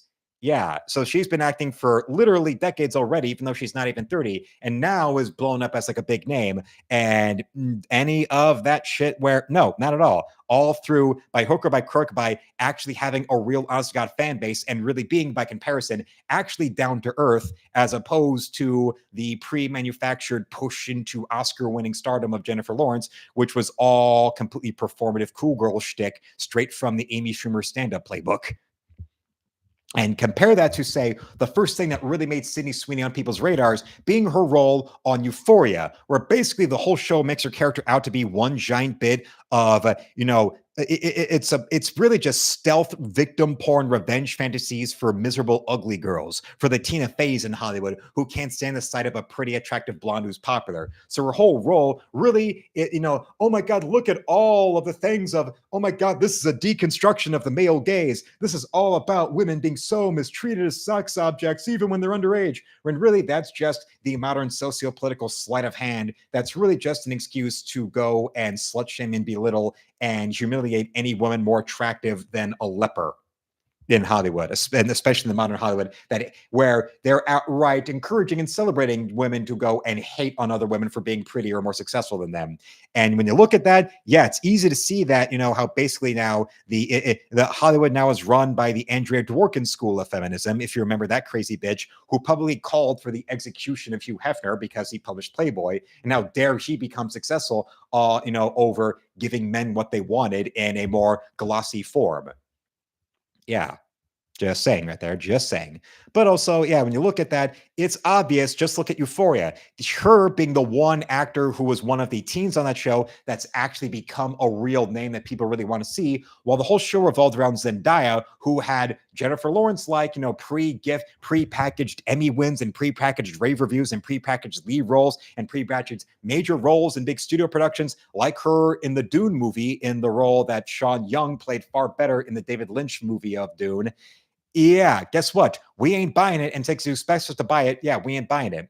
Everything about her is so studio mandated, so Hollywood casting couch mandated, while, oh, the irony, it's the big titty blonde that all those women that pretend Zendaya is so great, multi-talented can't stand, and that she's the one who's actually proven through having the ability to be talented and charming towards winning over a real audience. I mean, Jesus, Jesus, Jesus.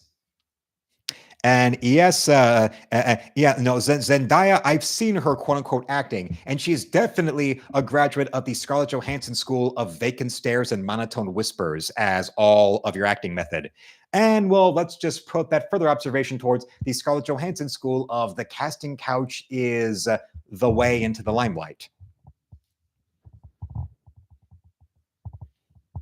Just saying, just saying. I know how.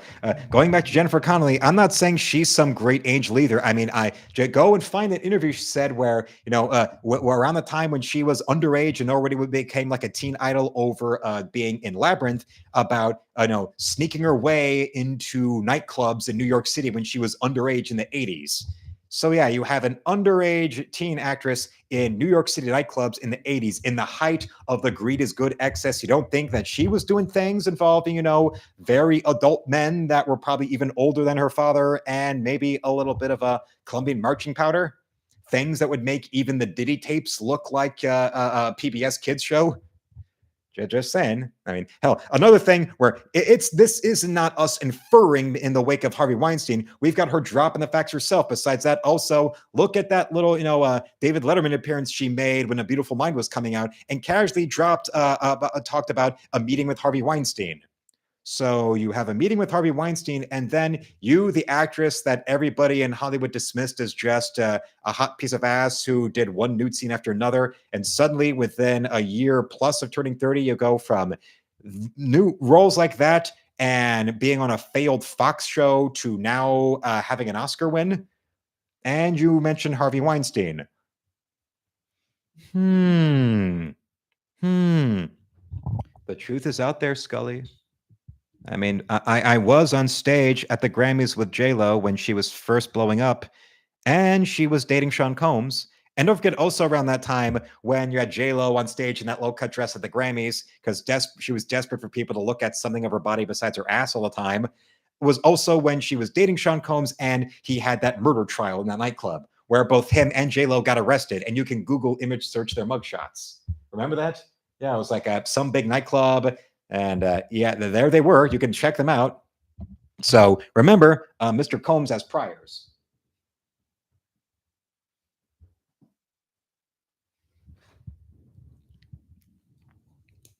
And my father was making a joke earlier about you've got something else about the Italian women. I mentioned before, but with Alexandra Daddario, she likes to show them off. Even before she started agreeing to doing nudity, she still didn't mind doing roles where she at least had to wear something tight and low cut. Since basically her body was what single-handedly made Texas Chainsaw 3D watchable between most of her screen time, where she's in the skinny jeans with the belly shirt, where there's bouncing jugs, great firm athletic ass, and that nice little toned navel on display. Then, of course, that's after the scene where there she is in her bra that looks like it's about to burst off from being undersized, while she's laying there, in nothing but in just her bra on that couch right there. Then the rest of the movie, where she's nothing but in a little half-buttoned button-up shirt and clearly braless underneath, and then Scott Eastwood rips her top open, and we get to see her cleavage, but they cover just enough so that you don't see her completely topless.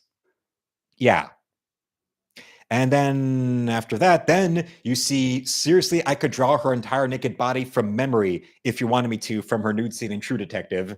And then after that, already being in her mid-30s, she gleefully jumped into being in the Baywatch movie and doing all the scenes and all the tight little skimpy things and in the swimsuit, and even a scene that was in all the marketing of her making a gag out of Zac Efron can't stop staring at her boobs, and she's jumping up and down in place. See, can you actually look at my eyes? See, yeah, you're failing. So, and especially with an Italian name like that, trust me, she likes to show them off, but also she likes it in bed. But also remember, you better treat her well, or else she'll start throwing plates at you and shouting in Sicilian. How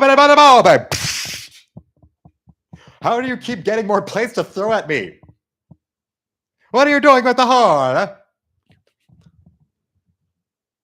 Just saying. That's why. Well, be amazed that it was this long until she got pregnant. Or maybe she was just like I've joked before about with actresses like Selena Gomez, where with Italian or Latina women, you can basically get them pregnant with eye contact. those other years where she was smart and her and her agent maybe were a little bit smarter about her career, and she probably just pounded down birth control like it was Skittles on Halloween to keep herself from getting pregnant.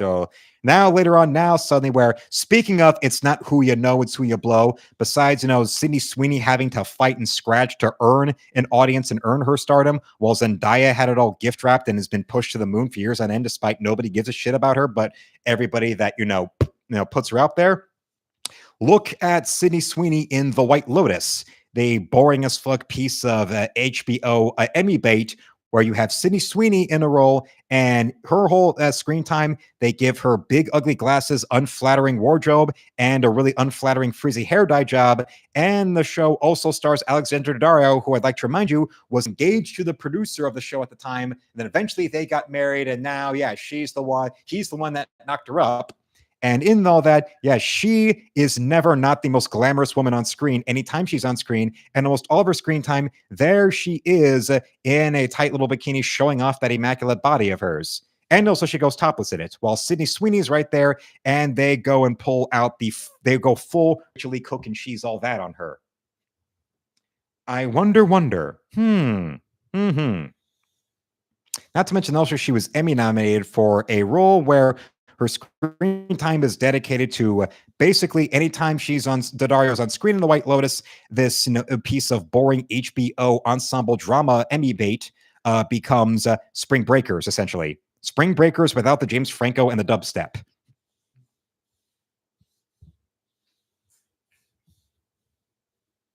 I bet you most of the budget and most of the rehearsal time and pre-production time on The White Lotus of that season went towards making sure that Daddario was perfectly right with all her bikini wardrobe. Oh no, this one, this doesn't bring out my eyes as much. Oh no, this one, no, it doesn't show off my butt as well. Oh no, perfect here, perfect there. Alex asks, Luke, what are your thoughts on Kirsten Dunst? Well, I remember having a crush on her in the 90s because of Jumanji. I watched that a lot as a little boy. And then, of course, the first Spider-Man movie, everybody remembers the upside down kiss scene, but mostly it's the guys that remember that other part of the upside down kiss scene where there she is in the rain, and apparently she's braless because her nipples are shooting out by about 40 feet. When's the last movie she's been in? And then after Spider-Man 3, basically her career disappeared until a couple years ago. There was some show on Showtime that was some transparent Emmy bait that the Emmys didn't really stick with or click towards. How to Become a God in Central Florida. I remember the name of it because I remember seeing it advertised a lot, but never really watched it.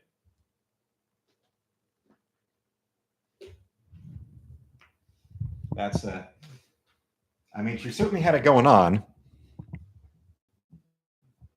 Although really it was if you remember that, but now it's what happens, especially in the industry.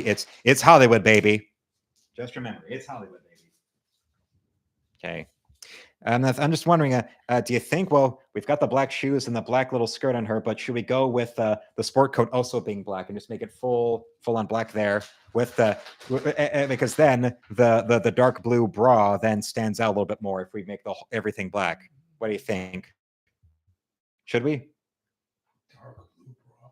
Yes, but should we make her a little sport coat black? Black and blue? The black to go with the rest of, the shoes and the skirt, make it uniform color or not? Well, make it all blue. Black and blue is not cool. A little. Not really a good look. But with her being a Fed, you say, or it's especially with her is the whole once a Fed, always a Fed kind of policy, and those, especially as somebody who lived there, you see, my high school was driving distance from the headquarters of the CIA. You'd see the ladies in the agency, and you see them, or if you went up to Quantico where the FBI headquartered, you see those ladies there, those lady agents, and yes, they do have that same indistinguishable from a female lawyer or accountant or something. How about them cowboys? Single female lawyer having lots of sex. If you remember the Ally McBeal parody they did on Futurama. Yeah, Futurama got canceled. Actually, no, Futurama, it was canceled in like the early 2000s, then came back when I was in high school on Comedy Central, got canceled again like 2012, and now it's back on the air again on Hulu. You'd think it'd be on Cartoon Network, but now no, because remember Hulu is owned by Disney, so now that the Fox, the Fox network, they don't own. Disney doesn't own them because they already own ABC. So FCC regulations, one company can't own more than one network.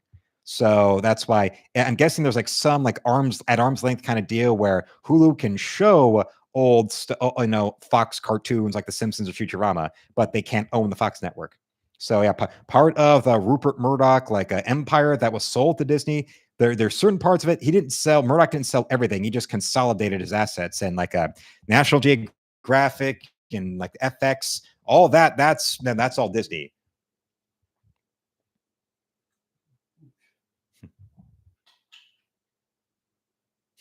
And Weatherman says, Allie who? I mentally block out my memories of a show named Allie something. I know you might find it strange, but my kindergarten age self, I watched that show all the time, mostly because Lucy Liu was on it. And also that show was my introduction to Robert Downey Jr. That's why the people, when it comes to those short list of people that were like in the corner of Robert Downey Jr. at the height of his drug problems and did everything they could to try to get him sober and keep getting him roles, we always bring up Jodie Foster and Mel Gibson, but also David E. Kelley, the creator of Ally McBeal and the husband of Michelle Pfeiffer. I think like he went out of his way to write Downey into the show what had already been on a few years. But Weatherman, I'm guessing that was another one of your shows that your mom and sisters was a big fan of, or you just hated it out of just them, like could not shut up about it all the time.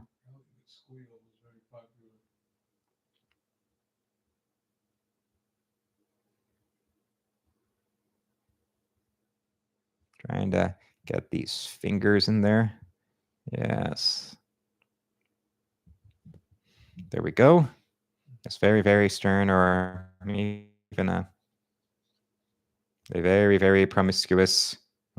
And yes, there will be allusions in. I alluded to things like that in the first Encrypted, and in the second one also. You'll get allusions to things she has done for the sake of the Bureau that would involve things that Jenna Jameson would relate to.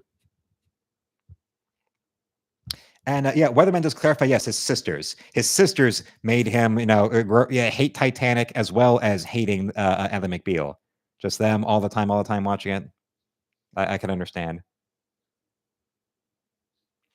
That's why it's all the more strange that when it was actually on the air that I never watched the X-Files. It was one of those things where I think it was just because if you remember at the height of its popularity, it was just everywhere all the time talked about.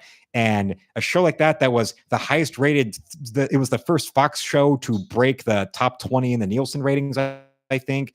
And on top of that, it had a show that was this adult leaning audience that was able to cross over into having like a young adult and kid audience, and then justified having video games and toys and comic books and trading cards. Even I saw there was like one vendor at Motor City Comic Con that had a whole box of like in the original packing packages of X-Files trading cards for $1. That's how all over the place it was.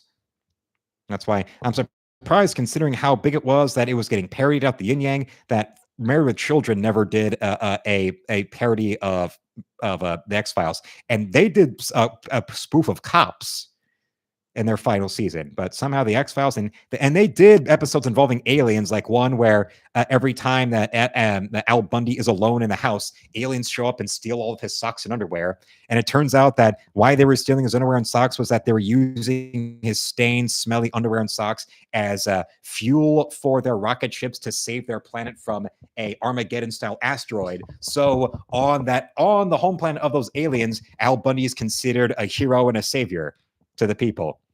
And yet he'll never know that that there's an alien race that thinks of him as their messiah, because his energy source of his smelly socks saved their world. And yes, they even do them where, like I said before, it's just the standard Roswell, Greys style, and clearly it's either dwarves or children in costumes. More often than not, probably because of like labor laws and all that, it's easier to just get dwarves to do parts like that. Like, Vern Troyer, that's how he got to start in Hollywood. Apparently he didn't even like actively go out into show business. He had been contacted by somebody who represented like some association for dwarves. And he was asked about doing stunt work in the movie Baby's Day Out. And yes, he was the baby stunt double in Baby's Day Out. And that's what got him to start in Hollywood. And from there, he was things like the baby version of the gorilla in Mighty Joe Young, and also a little part in Fear and Loathing in Las Vegas. Oh, I mentioned those McDonald's cartoon tapes from the late 90s, the little live action segments at the beginning of them with Ronald McDonald as pet dog. Vern Troyer was in the suit for Ronald McDonald's pet dog Sunday. But then, he really blew up as a real name dwarf actor because of Dr. Evil, because of Austin Powers. And, from then on, it was either like casting him in things where you really got to see him, really got to have a speaking role, or like a lot of like reality show stuff. Like the surreal life where he gets so goddamn drunk that he's just like pissing in a corner of the house where they are, and one of the castmates is like picking him up like a baby and bringing him back into his bedroom while he's just like rolling around and shouting and yelling, going, "I'm all right, I'm all right, I'm all right, I'm all right." If you remember that. Yeah, Weatherman says, yeah, the sisters, it wasn't just that his sisters made him hate Ally McBeal. Us brothers would heckle the show while they watched Ally McBeal. And Alex says, to be fair, Cops is a bit more popular than the X-Files, as much as I hate to say that. Well, I'd like to compare Nielsen ratings, because I think, that was that same time. And remember, I watched Cops all the time. I don't know why either of my parents let me watch the show, but they did. And famously, my mother was the one who would like grab the remote out of my hand and change the channel if I was watching something with like sexy women in it, and would change it to something like involving like murder or whatever, like murder porn type of shows like on TLC, or like remember on TLC they had that urban legend show starring. Oh, she would rather let me watch mostly true stories about that TLC show about urban legends starring the blonde from Species, Natasha Henstridge. Remember that? Let's see. Cops TV show.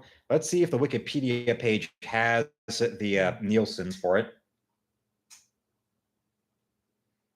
1,100 episodes, 36 seasons. Well, now it moved to Fox. It was on Fox all the way up until 2013. Then it moved to the Paramount Network, but now it's been on Fox Nation ever since 2021. Let's see, episodes. Let's just do a comparison of like, okay, season 8 from 95. If they should have the Nielsen ratings there. Oh no, wait, that's just the list of episodes. Okay, 95. Let's see. The 94-95 season of Cops. Let's look at the highest ratings they had U.S. viewers for 95-96. Let's do that because No, 96, 97, because the 90s, the fourth and fifth seasons of the X-Files were 96 to 97, 97 98. That was both those were the seasons when the X-Files were in the top 20. And all right, 96 to 97, highest rated episode then for Cops. All right, let's see. 13. All right. The highest rated episode that the Cops had in the 96-97 season was 13. It was they had a 13.1.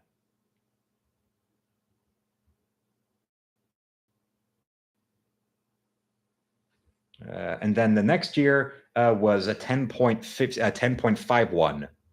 Now let's look at X-Files season 4.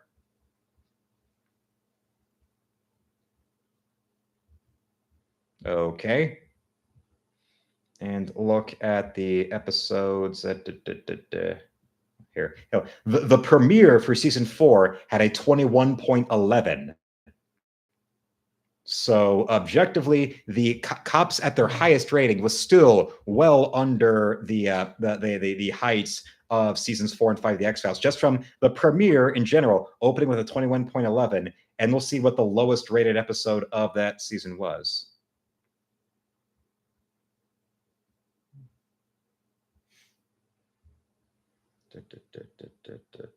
A 16.56. There were 2 episodes that consecutively had a 16.56 as the lowest rated episodes in season 4 of The X-Files. And hello to Isabel Alive 2.0. Yes, that's just how big the X-Files were back in the day. And remember, this is the mid-90s. There was cable TV, all that stuff. Yeah, there was a lot to choose from at that time. So that's the major difference. And now season 5, let's see, season 5's biggest episode. All right, well, the premiere for season 5 had a 27.34. Let's see if they had any episode that got bigger than that. Nope. And the lowest episode for season 5 had a 13.44. So yeah, definitely a bit huge. And Weatherman says that she had angry titties, Natasha. Well, back in the day, one thing you'll notice, of course, having it send, this isn't like me being a stalker. This is, any guy would notice this because, well, that's what the guys remember about Species and the first sequel, where in the topless scenes between the first film and her one nude scene in the second film, clearly she had work done on her breast between then, because in the first Species, all those topless scenes, clearly she has her own natural, beautiful B cups. But then the one nude scene she has in Species 2, 3 years later, clearly she got implants. They weren't like big ones, but clearly still suddenly, obvious that they became fake in the time between then. Like in the years between Species and Species 2, she, other roles like that Van Damme movie where he's boning her in a bathroom, Maximum Risk, and other things like that. She got some implants, or maybe she got pressured in by her agent to do them. So yes, doesn't she look like if you did an like FBI themed MILF porn? I would say so. Yes. Oh, what do you think right there? And coloring itself. I mean, it just. But now, doesn't look natural. Let's go in. I mean, yes, Isabella, I say The Cops is great. I was just going by the numbers to show, yep, that X-Files definitely was a bigger deal in its day than so it really was, unless there's something else out there that I have not observed, that the X-Files at its peak was the highest rated show that the Fox ever had, and their first show that cracked the top 20 in Nielsen's. Although then it started to go down, like I said, after I'm definitely on the side of the X-Files peaked with season 5 and the first movie. And then you notice season 6, then the noticeable decline in the ratings, and then to the point of just completely falling out of the top 20 from 7 onwards. And with there, we have ourselves a finished Fiona Anderson. Oh, yes. Oh, yes. Oh, yes. Oh, yes. Oh, yes. And now let's turn this around.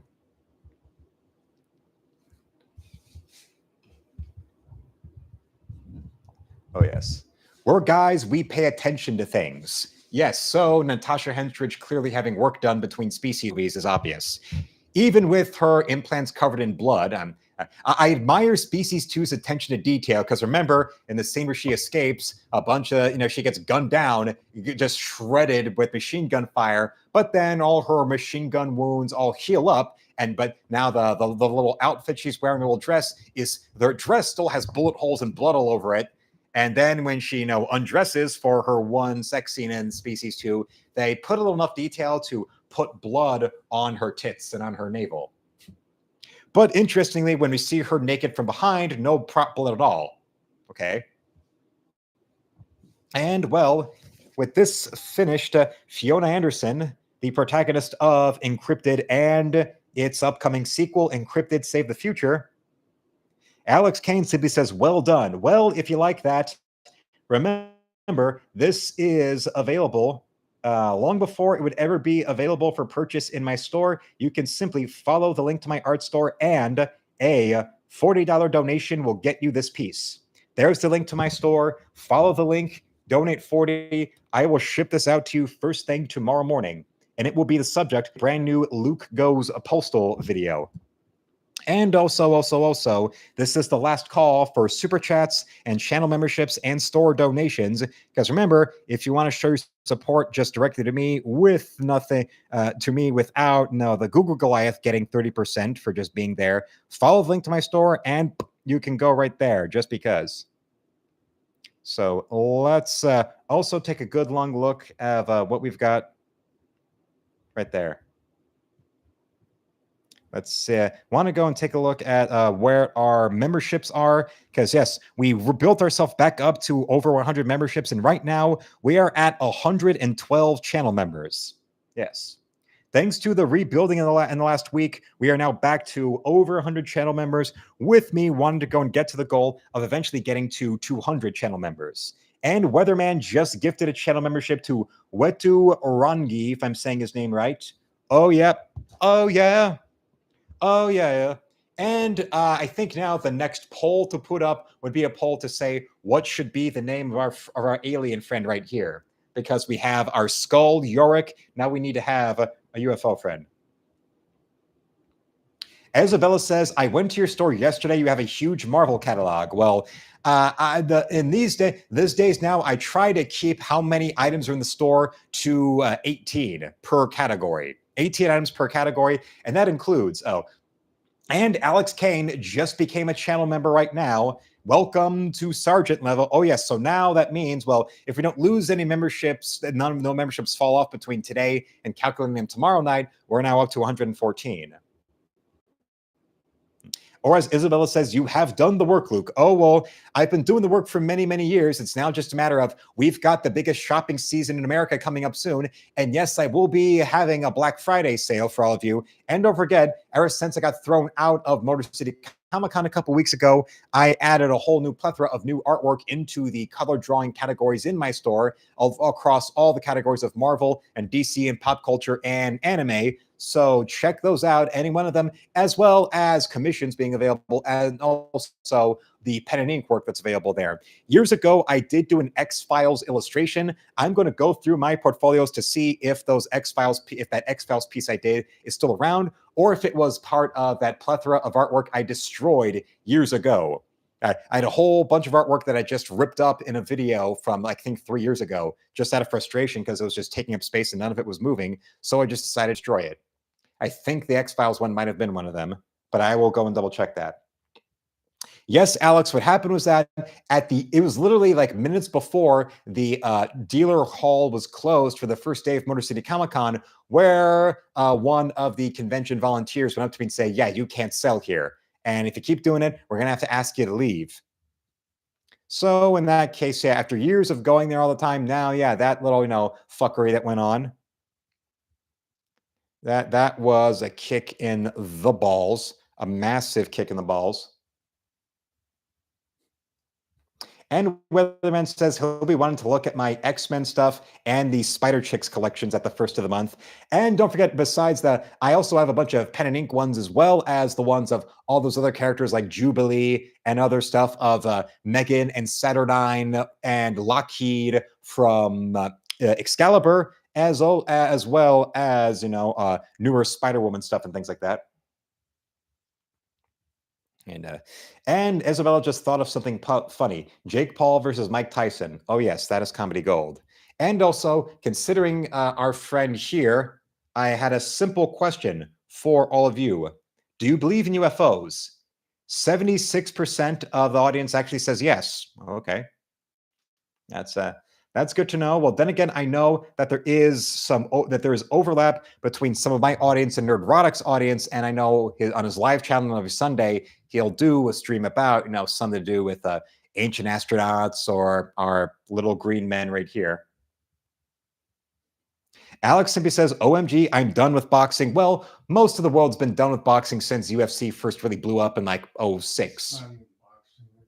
And with that, that's not even boxing. Like if you're a type that really has any interest or respect for the sport, that's a carnival sideshow. What's ironic is that we thought of the sport of boxing as being a real sport that's so much better than something like, pro wrestling. For the longest time, boxers looked down at pro wrestling as like a carnival sideshow. And if you look at it, pro wrestling started out as a carnival sideshow. And now the only thing that can get anybody to pay attention to boxing are these glorified carnival sideshows that were directly the origin of professional wrestling. I mean, Jesus.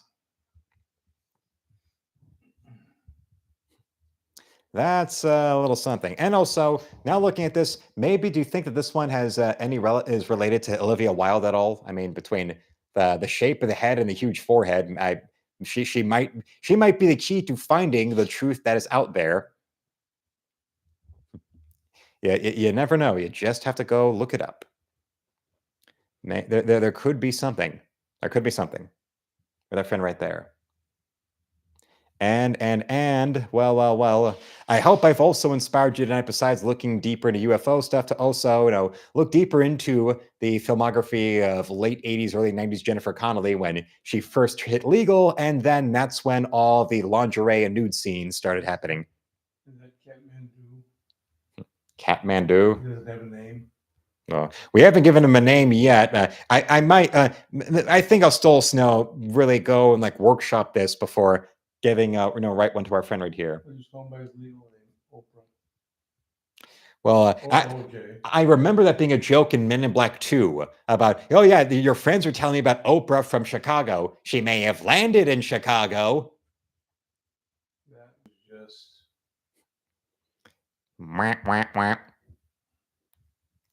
I mean you no harm. I have come to get you, get a car, and you get a car, and you get a car, and you get a car.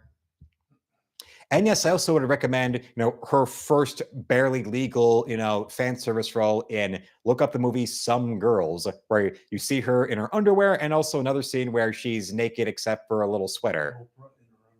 And it's also just a weird ass movie in general, where it stars Patrick Dempsey as he's coming to her family's vacation home for Christmas, but then spontaneously she breaks up with him, and that's when her sisters come in to take turns with his dick. Then their grandmother shows up and says he's the reincarnation of her dead husband. Yes, it's a little odd. There's crazy shit that goes on in the movie that's worth remembering, besides an 18-year-old Jennifer Connelly in her brown panties and also in a sweater, bottomless in a sweater. And Isabella says, that's a valid point, Luke. Boxing used to go till the man died or something, like 100 rounds. Yeah, 15 rounds, and then it got brought down to 12 when Boom Boom Mancini killed a guy in the ring. And then they brought the main event boxing round count from 15 to 12. When I first had rules for 45 rounds. When it was John L. Sullivan, the distance was 45. Or nobody lasted. Yeah, or and like the count would be like 60 seconds, not 10. That one Wesley Snipes movie, Undisputed, where Ving Rhames is a big champion boxer who gets sentenced to prison, and it turns out that Wesley Snipes plays a convict who has a life sentence, who winds up getting into an old school John L. Sullivan era sanctioned boxing match in prison against Ving Rhames. I think it's one of those that you can find on Tubi.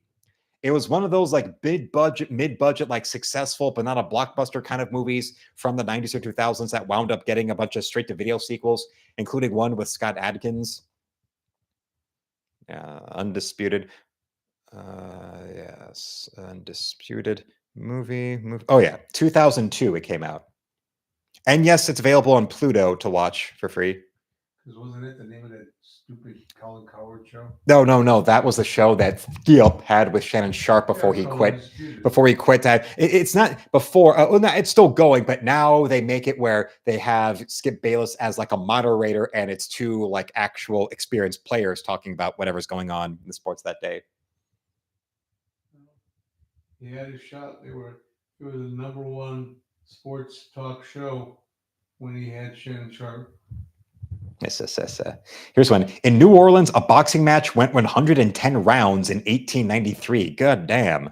Does anybody else remember that movie, the first movie that Nicole Kidman did with Tom Cruise, Far and Away, where they're the Irish immigrants? He's a poor farmer and she's a rich girl, but she winds up getting robbed. So now, to try to make their way immigrating from Ireland to America, he winds up doing bare knuckle boxing. Yes, Tom Cruise as an Irish immigrant bare knuckle boxer. It was funny. I'll say that. And I know I know that the sequels are out there. Yeah, there's one with Scott Adkins, but I might go rewatch that sometime soon. Undisputed 2. I mean, right at this moment, what it comes to me, focusing on making a comic, it becomes a thing of like, I got to keep myself like watching things that will keep me creatively focused and motivated for what I'm working on. So like, until I get encrypted save the future done, it's a matter of keeping myself in that mindset of, federal agencies and the X-Files stuff, UFO stuff, like how there is a plot point that figures prominently in Encrypted Save the Future that involves the alarming amount of powers that FEMA could theoretically wind up being granted through a succession of executive orders. There's seriously a situation where if a state of emergency is declared, FEMA could suspend all constitutional government, which you can go and I'm going to leave you for a second to go and piss your pants at fear at the thought of that. Yes, that's something. That's one of those things that you could blame Richard Nixon for. That suspiciously doesn't get brought up that much when it comes to terrible things Richard Nixon did when he was president.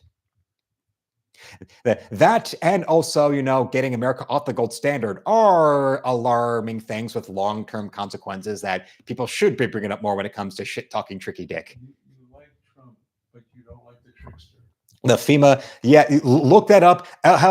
For my channel members like Alex Kane, today's members only video, it was me doing a dramatic reading of the succession of executive orders, which were all consolidated under the Richard Nixon White House, where, yes, it's even a plot point in the first X-Files movie of the whole planned syndicate with the alien colonization of doing it by being able to fake a state of emergency that then will get FEMA to go use their state of emergency powers to suspend constitutional law and a crook. And that's when the whole aliens that the syndicate's been helping to colonize the earth with will come in, doing it via December 2012, unsuspecting public. They have a staged disaster that leads to FEMA declaring a state of emergency, which then is that is the front for then the friends right here colonizing the earth. Yeah. Go look back at those. Yes, you see, think that up. Yeah, those are things about Richard Nixon that you should be shitting on even more. Or it's also a matter of just they don't get talked about as much. So yeah, you have to, unless you're like really a political science or presidential history major, you would probably then know about the things when it comes to legislation and executive orders and actions like that any given president would have done one administration to the next. And also, yes, H.W. Bush also did some executive orders that were responsible for the potential holy shit that FEMA could wind up getting away with doing. As I said, literally circumventing and suspending all government and all people and all constitutional law. Craven. They're advertising that now, the Craven the Hunter movie that's supposed to be coming out. No, Russell Crowe's in it, but no, it's Craven the Hunter is one of the oldest Spider-Man villains, and they're giving him his own movie. Oh,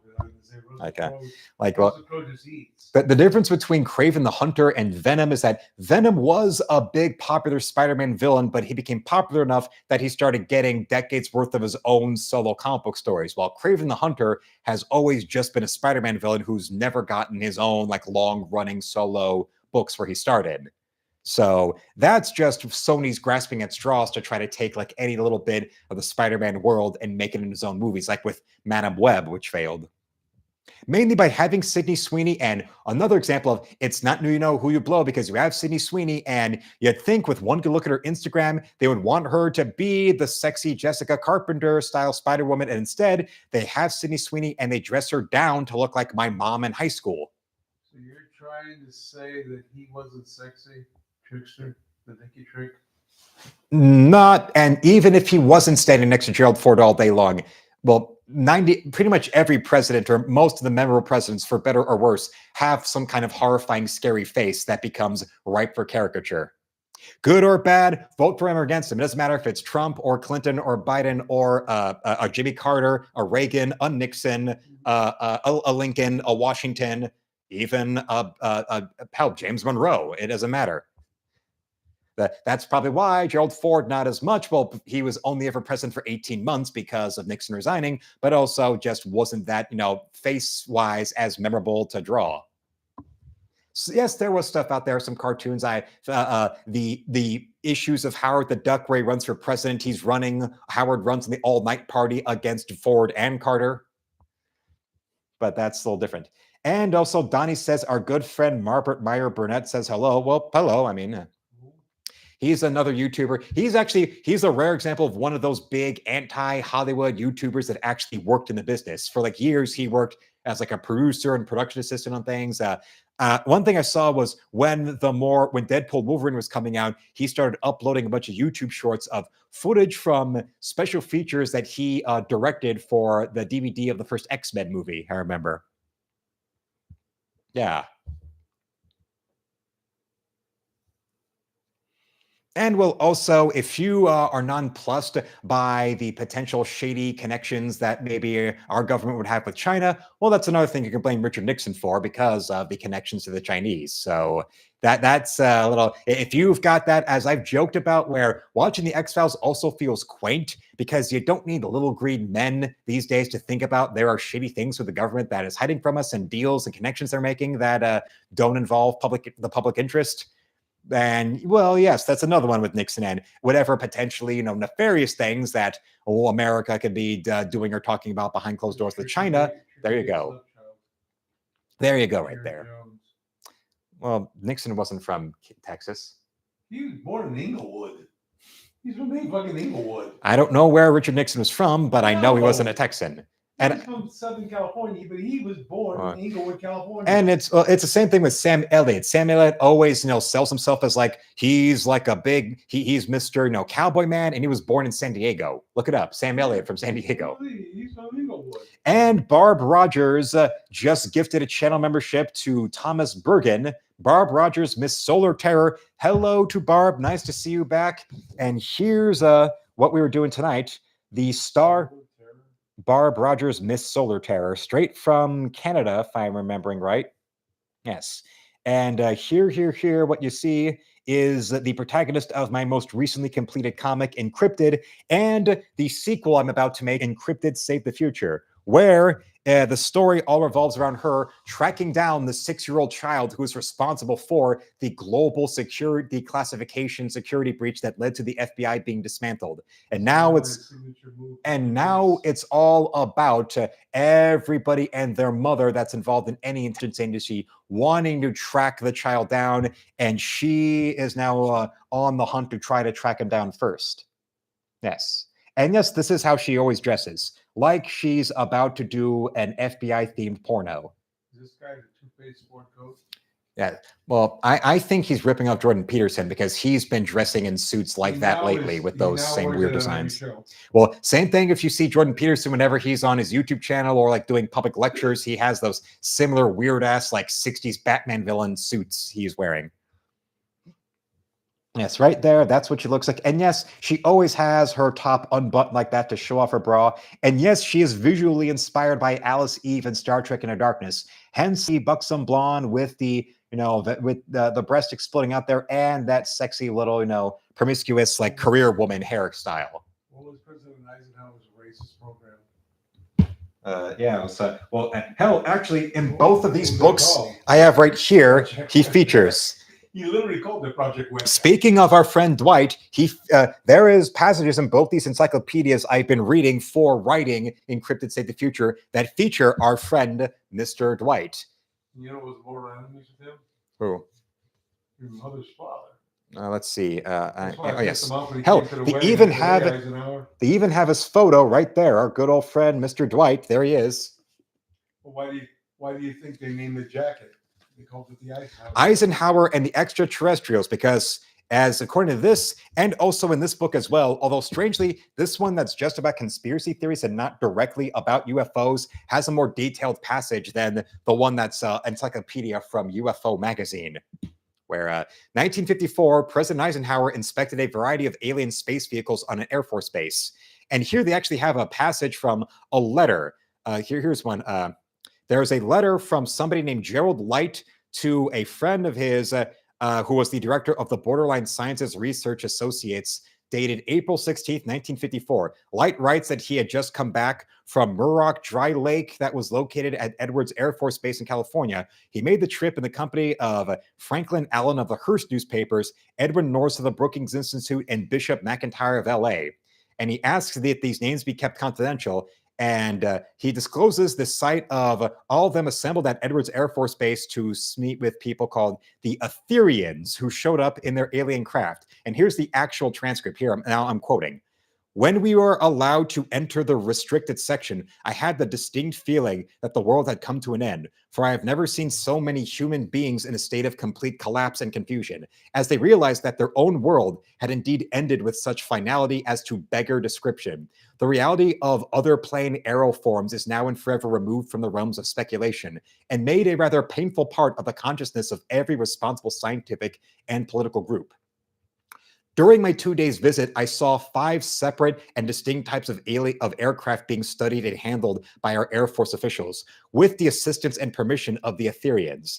I have no words to express my reactions. It has finally happened. It is now a matter of history. Too bad I can't whistle, or else I'd be whistling the you-know-what theme. I will leave it to your own excellent powers of deduction. Should I be doing it in the Mulder voice? I will leave it to your own excellent powers of deduction to construct a fitting picture of the mental and emotional pandemonium that is now shattering the consciousness of hundreds of our scientific authorities and all the pundits of the various specialized knowledge that make up our current physics. In some instances, I could not stifle a wave of pity as I watched the pathetic bewilderment of brilliant brains struggling to make some sort of rational explanation, which would enable them to retain their familiar theories and concepts. I shall never forget those 40 hours at Muroc. Now, do you believe me, Scully? That was an observation I made when I actually saw a couple of Mulder and Scully cosplaying at UmaCon, and they refused to let me take their photo. And in my head, I was like, motherfucker, I look more like Mulder than you do.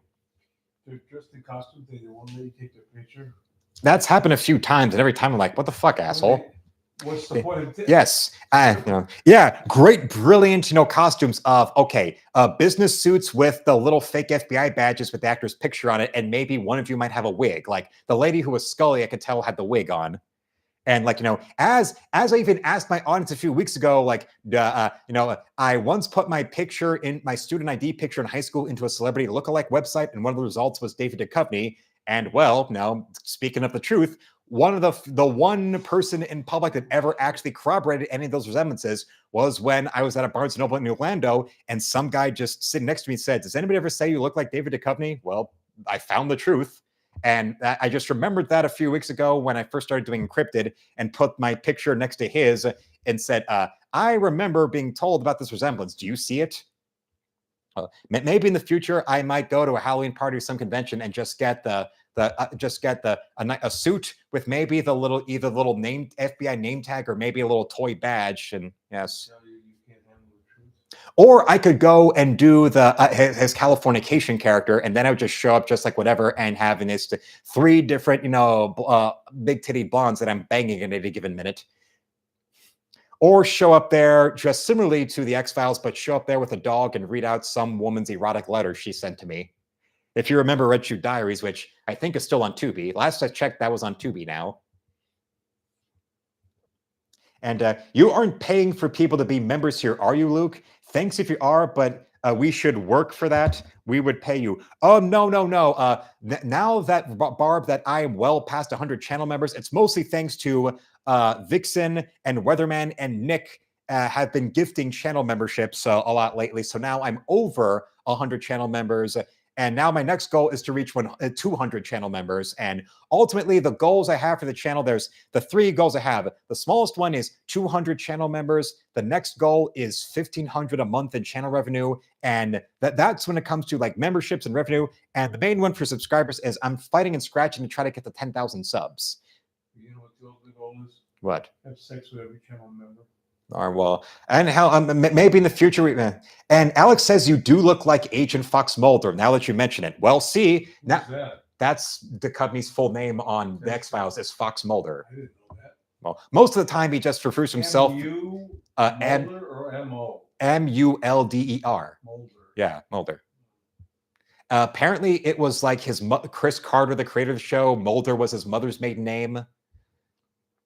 Like Scully came from, he's a big baseball guy, so Vin Scully was, that's where it came from. So yours will be Agent Bobby.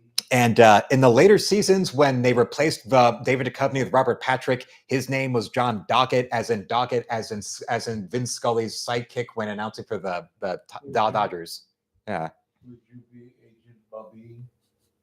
No, that wouldn't work. Actually, I left that up to you to decide on a poll a few weeks back because when it came towards, I settled on giving her the name Fiona, but the last name I was stuck between either Fiona Connolly or Fiona Anderson, and I just left it up to on a stream, and you voted for Anderson, so there you go.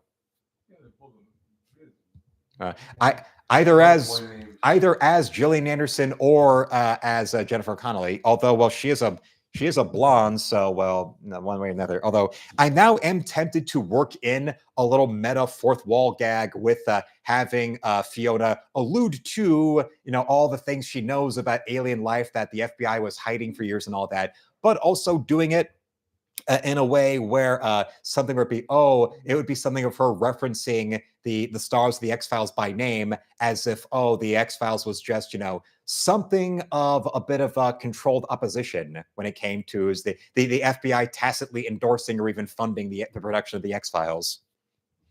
And of course, because both the stars of the show, both being complete sex maniacs, between David Duchovny's self-professed sex addiction as why he got caught cheating on his wife, and Gillian Anderson, one of her most recent roles being a Dr. Ruth type figure on that Netflix show Sex Education, where she's demonstrating bloat handjob technique on a eggplant in a sex ed video for high schoolers. Yes, if you want to know what Nudie Gatwa was doing before he prostituted himself to Russell T Davis, yeah, he was one of the teens on that show with English accent Gillian Anderson demonstrating handjob technique with an eggplant. Nudie Gatwa, that's his name. Ncuti. And not Nudie. No, Nudie, like nutty. Yeah. Not nudie like. Actually, Weatherman clarifies his full Christian name on the show was Fox William Mulder. Because if I'm remembering right, Mulder was his mother's legal name. It was the legal name of Chris Carter's mom, and William was his father's first name. His first name is Fox. Yes. I never saw the show. Well, I do remember in the first season there's that one episode with the Indian tribe and the farmer family where the son becomes a werewolf. And there's the joke that like the elder of the Indian says, "Oh, but your name like a running fox. You sound like you might be a tribesman or something." Or maybe that was maybe Mulder's parents were just, they were really into, we like, the Native Americans. The land was so stolen. We're going to name our son that sounds like what lame white people think, Indian tribesmen name their kids, but have probably never even like lived near a reservation or even the same state with one. I want to get that right. If I think with Chris Carter that Mulder was his mom's maiden name, and that's why he came up with the name.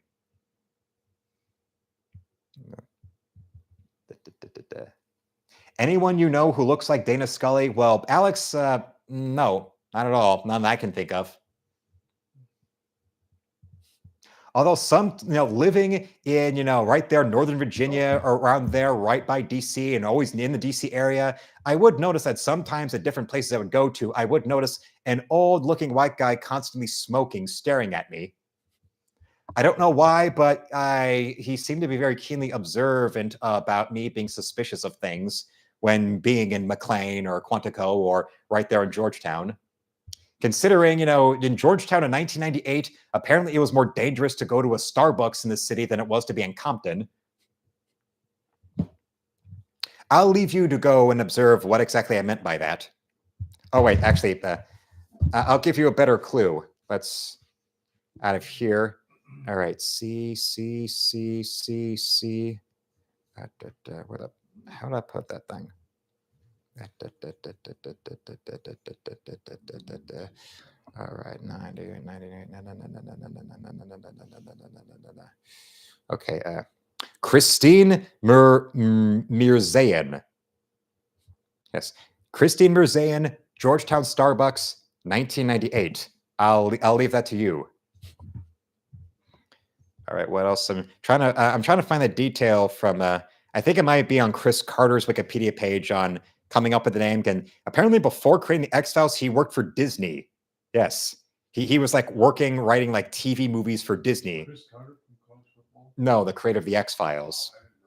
Same spelling? Yes. Not really a thing. Yeah, that was like his first thing. Was a friend of his had connections to Jeffrey Katzenberg when he was in charge of Disney, and that's what got him his start on writing for Disney Channel movies like The Brat Patrol and Meet the Muncies. And talk about, is it a cartoon, The Brat Patrol? I think it was just a live action movie, and somehow from talk about getting major connections really early on from just from friends of his, he's able to go from there to getting Jeffrey Katzenberg to get him under contract. Then a few years later, Chris Carter's getting to come across Brandon Tartikoff at a company softball game in Brentwood. And then that led to other big things where he's able to go from Disney Channel to NBC and other major networks until eventually he had this idea for a kind of Twilight Zone, kind of Kolchak, the Night Stalker sort of series that would deal with the supernatural. And then from there, he was off to the races. I was trying to find where is the and I also he actually had to pitch the show to the Fox network multiple times to get them to agree to do the pilot. That's a little something. Very interesting. Well, NBC is now owned by Comcast, but remember, this was the mid '80s. Comcast wasn't a thing, and NBC at the time, NBC Universal, that was an MCA company. You would see that at the bottom of Universal logo if you watched either a Universal movie or a show produced by Universal Television, like Quantum Leap. That was one I remember seeing with the Universal logo at the bottom. I think also, does anybody else remember Amazing Stories? That was Steven Spielberg's attempt at an anthology show. It ran a couple years, but it came out before Tales from the Crypt, but flamed out after a couple seasons. But the Tales from the Crypt hit, and then that ran and became a massive phenomenon. It's trying to think any other observations in there. Yes.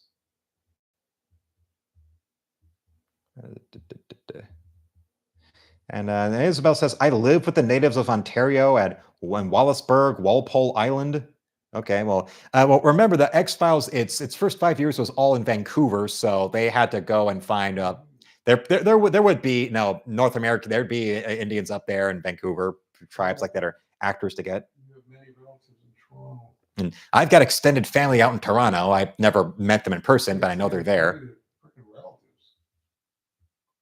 One played Toronto hockey team. Let's see any other.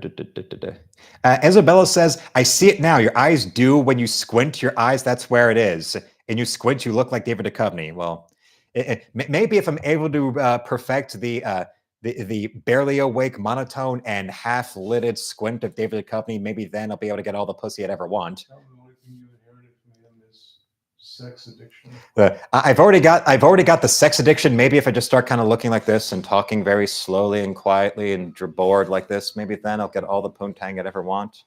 I'd be able to just go wander out. My father would send me out for maybe some eggs and some bread at the Dollar General, and I'd wind up taking 6 hours because I'd be there, and then wind up, going back to the place of some college student who wants to fuck my brains out for 12 hours. Either that or the fluke man will burst out of a manhole cover to try and eat me. Will you sit on the curb with your dog? I might take a little longer because, yes, I'll be sitting on the curb reading out erotic letters sent to me via P.O. box by some ladies.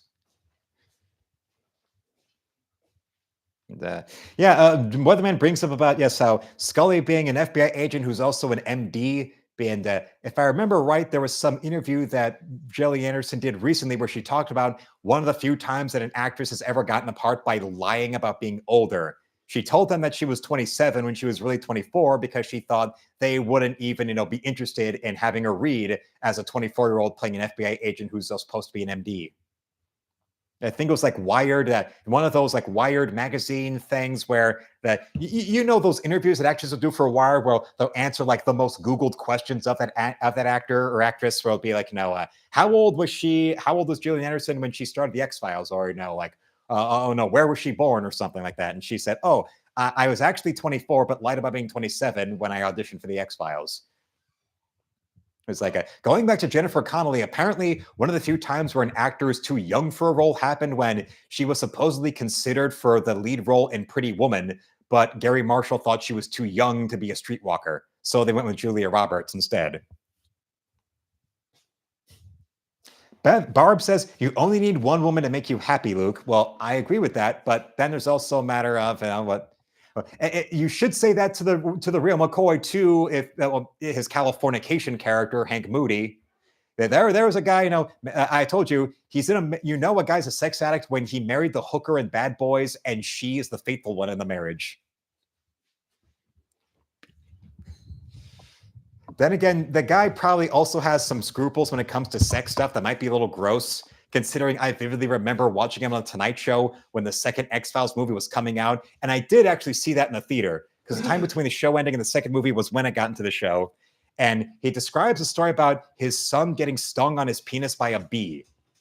I don't know if you can find that footage on YouTube, but I remember it was him appearing to promote the second X-Files movie and talking about, yes, his son was by the pool naked and a bee landed on his penis and stung him there. And he wound up screaming in pain and being so swollen. But here's the weird detail also remember. Apparently after this happened and they were trying to help him and all that, he also wound up going up to the women in the house and saying, look how big my penis is.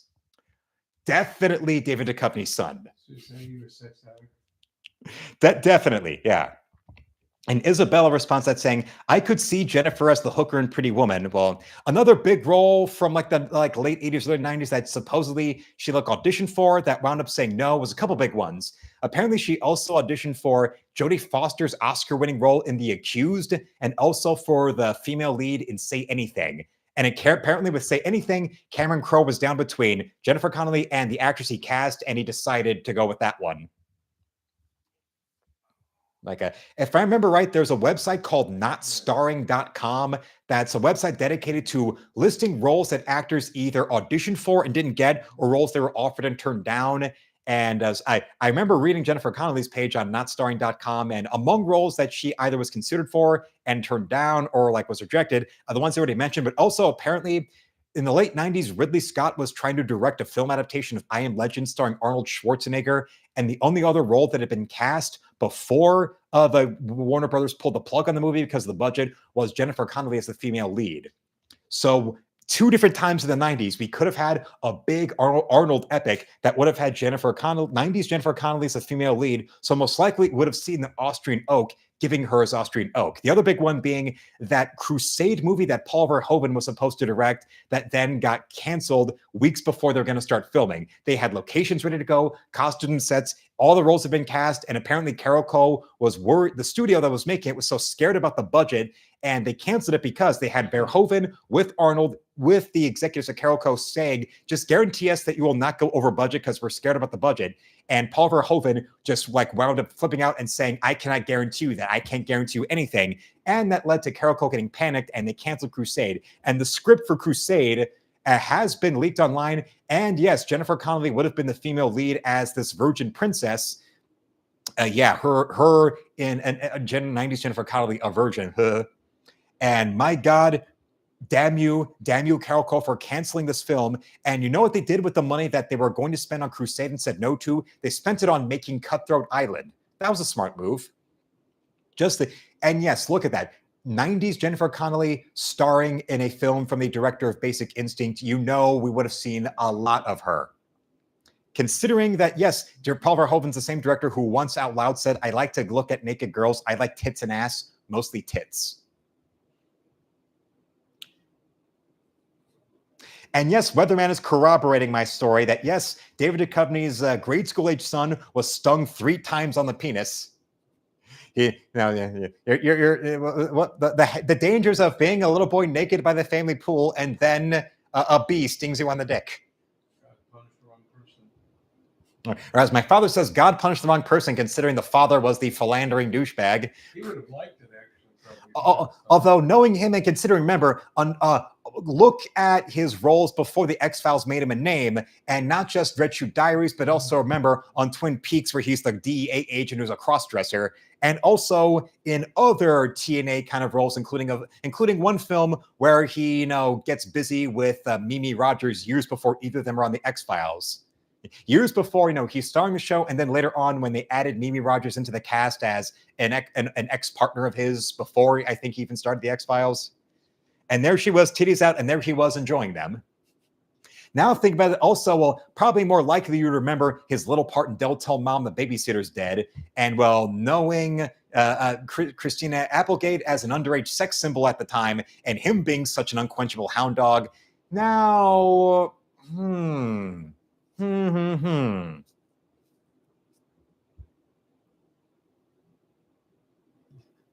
Yeah.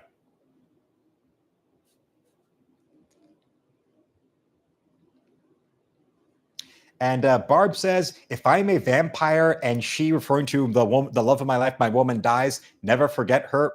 Of course, I won't, but that's a matter of, but what if she's the type where she would want me to move on and find someone else? I'm pretty sure I would not be able, eventually, I would not be able to hide my vampiric immortality from my girlfriend or wife. It would be a situation like, the second act of Highlander, the whole montage of, MacLeod after Sean Connery's killed and he's living out in the Highlands with Heather, and eventually he's immortal, so he stays looking like he does, and she ages and ages, and eventually she dies and he's left all alone. And the promise she makes to his girlfriend, to his wife on her deathbed is, no, on my anniversary, light a candle at church on my birthday, because, them being devout Catholics. And that's a little bit of, that setup where on her deathbed, he promised to light a candle for her on her birthday. And then later on in the big scene with the Kirk and in the church, better to burn out and fade away. We see him, he's there at church because it's his, dead wife's birthday. He lights a little candle for her in her honor. Also that, and, knowing that him and the Kirk are the only immortals left, taking some time on holy ground, knowing that the immortals don't fight there, gives him a little bit of time to, regroup and, think of a plan. Yeah. I'll say this note. Speaking of Mimi Rogers, I'll say this. When it comes to being a Scientologist, one upside about joining the Church of Scientology is that there's a 70% chance that you'll get to sleep with her.